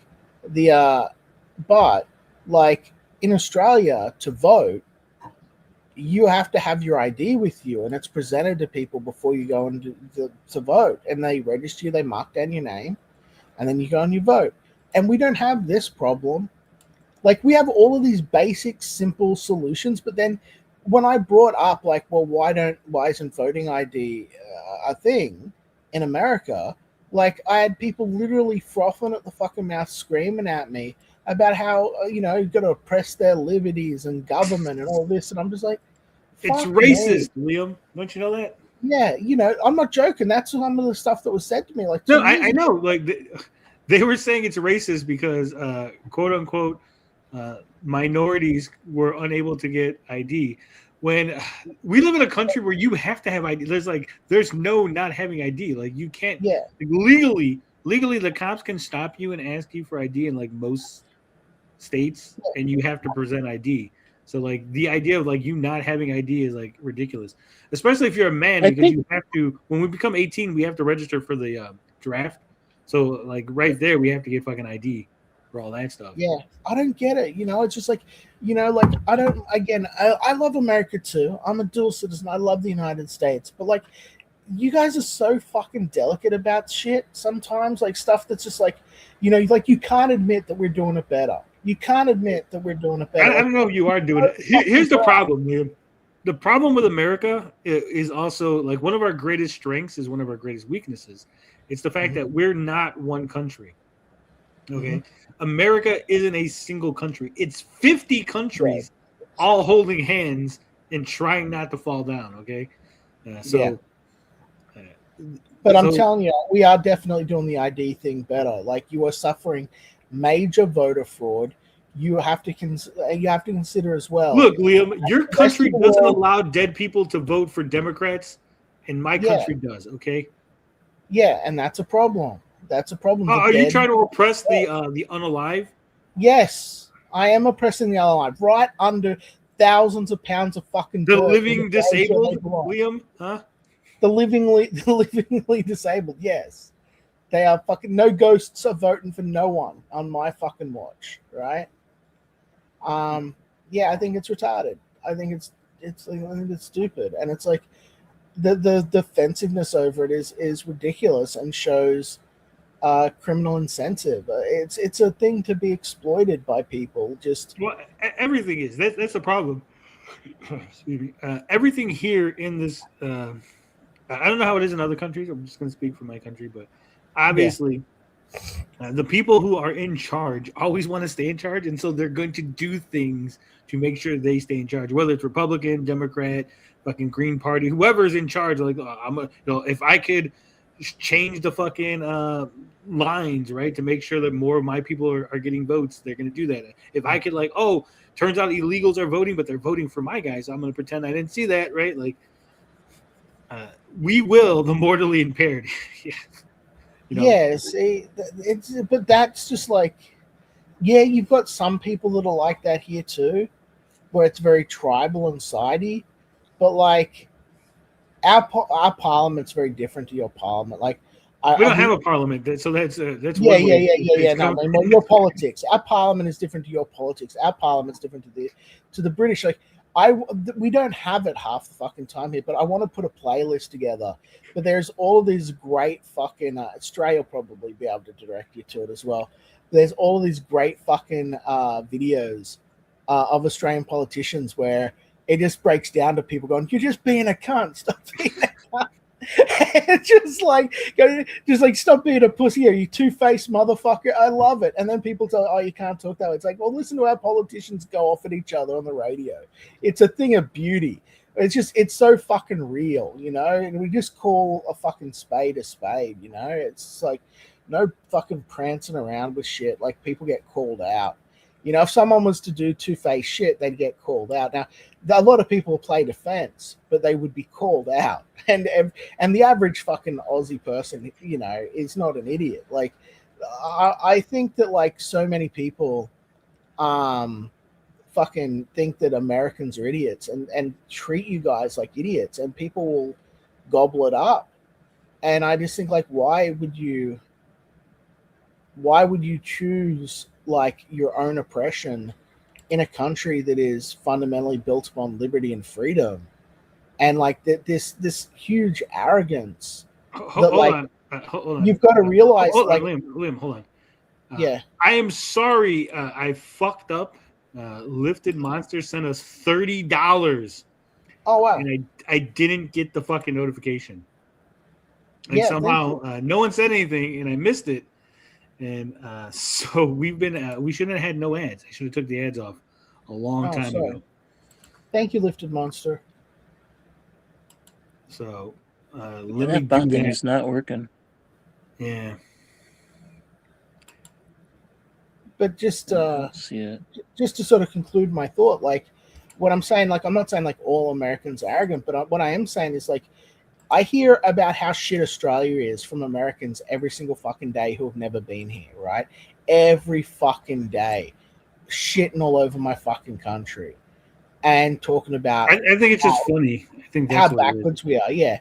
But then, like, you guys don't realize, like, every other fucking country hates your guts. Like, Australia at least likes you.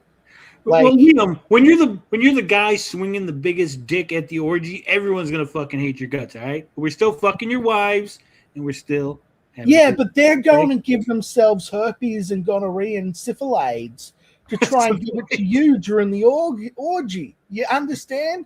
And you guys hold on, real quick. I gotta play this for Lifted. Thank you for the $30, Lifted. I appreciate it. Sorry we missed it. We're not gonna get super AIDS, but we're gonna get a little. Niggas can be gay too, whether you like it or you love it, whether you're kissing or you're touching, the right or lust, I know you love it. Niggas can be gay too, there ain't nothing you need to hide. Video games won't really survive, tomorrow you might not be alive. Niggas can be gay too.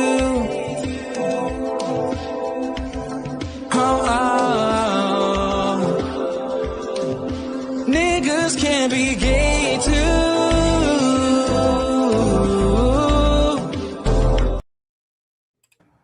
Right. So, just in conclusion, my country rocks. Liam's country's a close second, distant second, kind of a third. Yeah. And Avatar, Aang, The Last Airbender stars Gong's relationship. What? There's a new Avatar. I've not watched a single thing of Avatar. My little brother watched that. I don't know if this is a new one. My little brother said the new Avatar, which is based on the old Avatar, is really good. So this might be it. This is showing the story of Aang as an adult. Yeah. My little brother said that's really good. I'm not a big Avatar. So Coyote versus Acme is getting a physical home media release with John Cena outtakes. What? Cool. What? So that finally came out, and now they're got physical media. Well, that's good, but like what? Yeah. So King of the Hill, 15th season, apparently became I don't know. I haven't watched the new King of the Hill shit. I like it. I like it. The very last episode of this season, if you watch nothing else, just watch that. It's just a beautiful episode, beautiful closeout to the King of the Hill. I hope we get a third season, but if not, fantastic. 10 out of 10. I kind of fell off on King of the Hill with like right before Luann had got married. I was like, I started working and I couldn't like catch it in time and stuff. So it was just yeah. I never watched it really, except occasionally growing up, because I was a Beavis and Butthead guy, and I didn't really get. I thought the humor was too dry. But now as a grown, I never watched it. I never watched it until it was on Adult Swim. Then I started watching it. So real quick, Clayface is horror. Everyone's talking about it. It looks good. We seen the trailer the other day. I haven't seen the trailer. Can I see it? Like, is that? No, I'm trying to speed run this because I'm trying to get out of here. Sorry, brother. Sorry. It's a pretty good trailer. Again, I think it's going to be a good movie. I think Clayface is going to be an excellent movie. I don't think it's going to draw anyone into the DCU because of the Clayface movie. I don't again like unless there's like a huge fucking like this is the DCU like flashing at the beginning of the fucking movie. I think there will be a lot of people who watch it and have no fucking clue this is related to Batman or DC. Unless again, I haven't seen the movie obviously. Unless there's like a huge like Batman exists. Oh, by the way, Chief Batman's running around Gotham. Like unless there's some real clear indication in the movie that it's related to the DCU, I think no one's gonna know. Wouldn't it be great if it has like this big setup throughout the entire film, right? It's like it runs like a normal plot. He's got his own, he goes through his tortured arc and everything, and it sort of goes right up the end. And in the last like 3 minutes of the movie, right before he wins, Batman just swings in the fucking window, beats the shit out of it, drags him off to fucking Arkham, just completely derails the film. So just cucks everyone on the ending. No one gets the ending they want because Batman just shows up and beats him. There you go. Here's what I want. I want Batman to just be in the background of every scene. Like every time he goes out to like he's like walking the boulevard with his girlfriend, like you just see Batman beating up criminals in the background. Like it doesn't really focus on it; it's just there happening. Yeah. It's no big deal. Like no one's like paying attention to it. It's like, oh, that's just Batman beating up criminals. It's just Batman. Yeah, exactly. You know, you see like the bat signal in the sky, like he's not even looking up at it, just like ignoring it. Yeah. I think that'd be good. All right. Yeah, real quick, because I did promise you some Rippaverse stuff. If you haven't heard, the Rippaverse animation funding has been reopened. Oh, good. So I need someone to there is a throw my video, money. So we will go over this video on Thursday, but there's a video where he talks about the animations are finally coming. And I haven't watched it yet, so he talks about the animations finally coming and reopening this campaign. See, the animation fund, so here it goes. It says, in January 2026, 839 supporters funded the first Rippleworks campaign and blew past both its goals. 10 short animated clips based on Isom, Yaira, and Bloodruth, a fully animated high-action trailer based on Ripazine 6 and Echoes of Scythian, the series by Eric July and Kenan White. Every one of those projects entered production. That was the proving ground. This is the next step. The animation fund is now open for a second wave. If you watch the first campaign from the sidelines, this is your way in. Second wave support goes directly towards expanding what Rippaverse Studios can produce. So I understand the point, but also how are you expanding? Like you promised projects that have not come out. You're like, hey, we're going to expand and give more animation. What do you mean? Like the first campaign was for the more animation that you still haven't produced, buddy. Like, so these animations are more expensive than we originally believed. So you're gonna get more animation, better animation. So you're throwing the previous animations under the bus, like, hey, those were shitty. We're gonna get you even better quality. And projects we have not announced yet. You saw what we did with the first round. Help us raise the ceiling. You didn't do shit with the first round. That was the point. The point they raised money. Yeah, you raised money. I think they raised 106,000 or something like that, right? Didn't some jackass give him $5,000? Yeah, because they were like right there, and so someone gave him $5,000, and Eric's like, "We're gonna give you a special, like," because he wanted like one of the characters. He's like, "Could you do this animation?" And he gave like $5,000, and Eric's like, "Because you gave $5,000, we're gonna give you that very that animation that you wanted, right?" So that was like an additional promise. But I'm trying to see. I got the Wayback. So what are they going to do with these animations? These Rippaverse fans? Are they going to sit there and like on repeat just watch these little 10-second videos of fucking Horseman and Isom and shit? Like, what the fuck? Why would you give them money for that? I don't get it. You get nothing. So literally nothing. I'm looking at the campaign. This is on the Wayback Machine. It's from February. I'll share it. February 25th, 2026. 459 supporters. So I don't know where Eric's getting the 800 that he said. Did he combine both? 839 supporters. Both campaigns? No, but like he said, in January, 839 supporters funded the first Ripperworks campaign. This is February, and it's showing only 459 supporters because they made 105,000. Right? Yeah. So I don't know where Eric's getting the additional like 400 supporters from. But weren't there two campaigns? One was like to raise 50,000, and one was to raise 100,000. No, it was two goals on one campaign. Two goals, okay. Yeah. So the first goal was the animated clips, and then the second goal was the trailer. The trailer for a Ripazine that came out months ago, mind you. Right. So, yeah, I don't know where Eric got the 839 supporters from because again, 459. Unless there's some kind of like glitch where it's not showing the correct numbers on this, on the Wayback Machine, which could be a thing, right? Maybe. So they had 105,000 on that.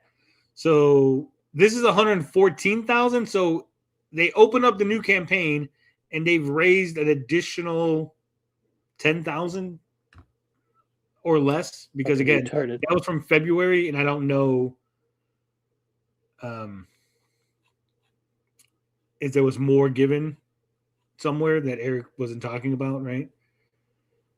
So we'll say about 10,000, give or take, was raised so far with the additional funds, and there's no additional goals. Like that's the other thing. So he reopened the campaign, right? And was like, "Hey, we're gonna do more animations, better animations." And he didn't say, "Okay, here's It's our just new a cash goal." grab. Well, I'm saying like he didn't say like, "Here's our new goal. We hit 150,000 Yaira trailer or something," right? He's just like, "Give me more money for animations that we already supposedly have in production that we haven't released yet, that we told you were going to be released months ago but haven't been released." I definitely got to see this video where he talks about it, and we're definitely going to watch that on Thursday because I'm so confused as to what this is, how it's a second chance, what people are getting out of it, and why does he need more money and he's not offering anything additional, right? And like you said, what would you even watch? 10 little fucking trailers. They're like 10-second little vignette, little videos. What are you going to do with that? You're going to sit there and watch them? It'll take you 20 minutes to watch all of them together. Yeah. You know what I mean? And you're just going to watch them over and over and over and over and over again because, ooh, Horseman. Come on. Yeah, it's so weird. The trailer was at least maybe good if it came out before that fucking magazine. Well, yeah. Okay. I'll give you kind of that. like hype All you right, for the fine. magazine. Like, oh man, what's Yeah. like, because he could have gave you a little bit of like what it's about. Man, see, here's the thing. When it comes to Rippaverse trailers, they don't actually show you anything that's in the book or anything about what the story is about. So theoretically, the trailer for Ripazine 6 could have got you excited for the book. Actually, if they did release a trailer, it would have just been like boring slop that you're like, oh, it's this had nothing. Like I have no idea what the story is anyway, right? So can't wait till Thursday. Thursday, we're definitely going to go over this in more detail. Maybe by then we'll figure out what the hell we're paying for, right? Or what people? Not me. I ain't paying for. Yeah. I didn't give a shit. Mega Max supporters. C-Man is what it is. All right, everybody. We're getting out of here. It's just about 12. So we're sneaking in out a little early, but we'll be back tomorrow for members. We have the Ask Us Anything that I put on the other day, so it's still active. It's still valid. If you're a member, go ahead and drop a question on the Ask Us Anything, and we'll definitely answer it on Thursday, the thirstiest of Thursdays. And anything else before we go out, Toy? No, I don't think so. We're good. Take it easy, everybody. Love, peace, booty grease. We out this bitch.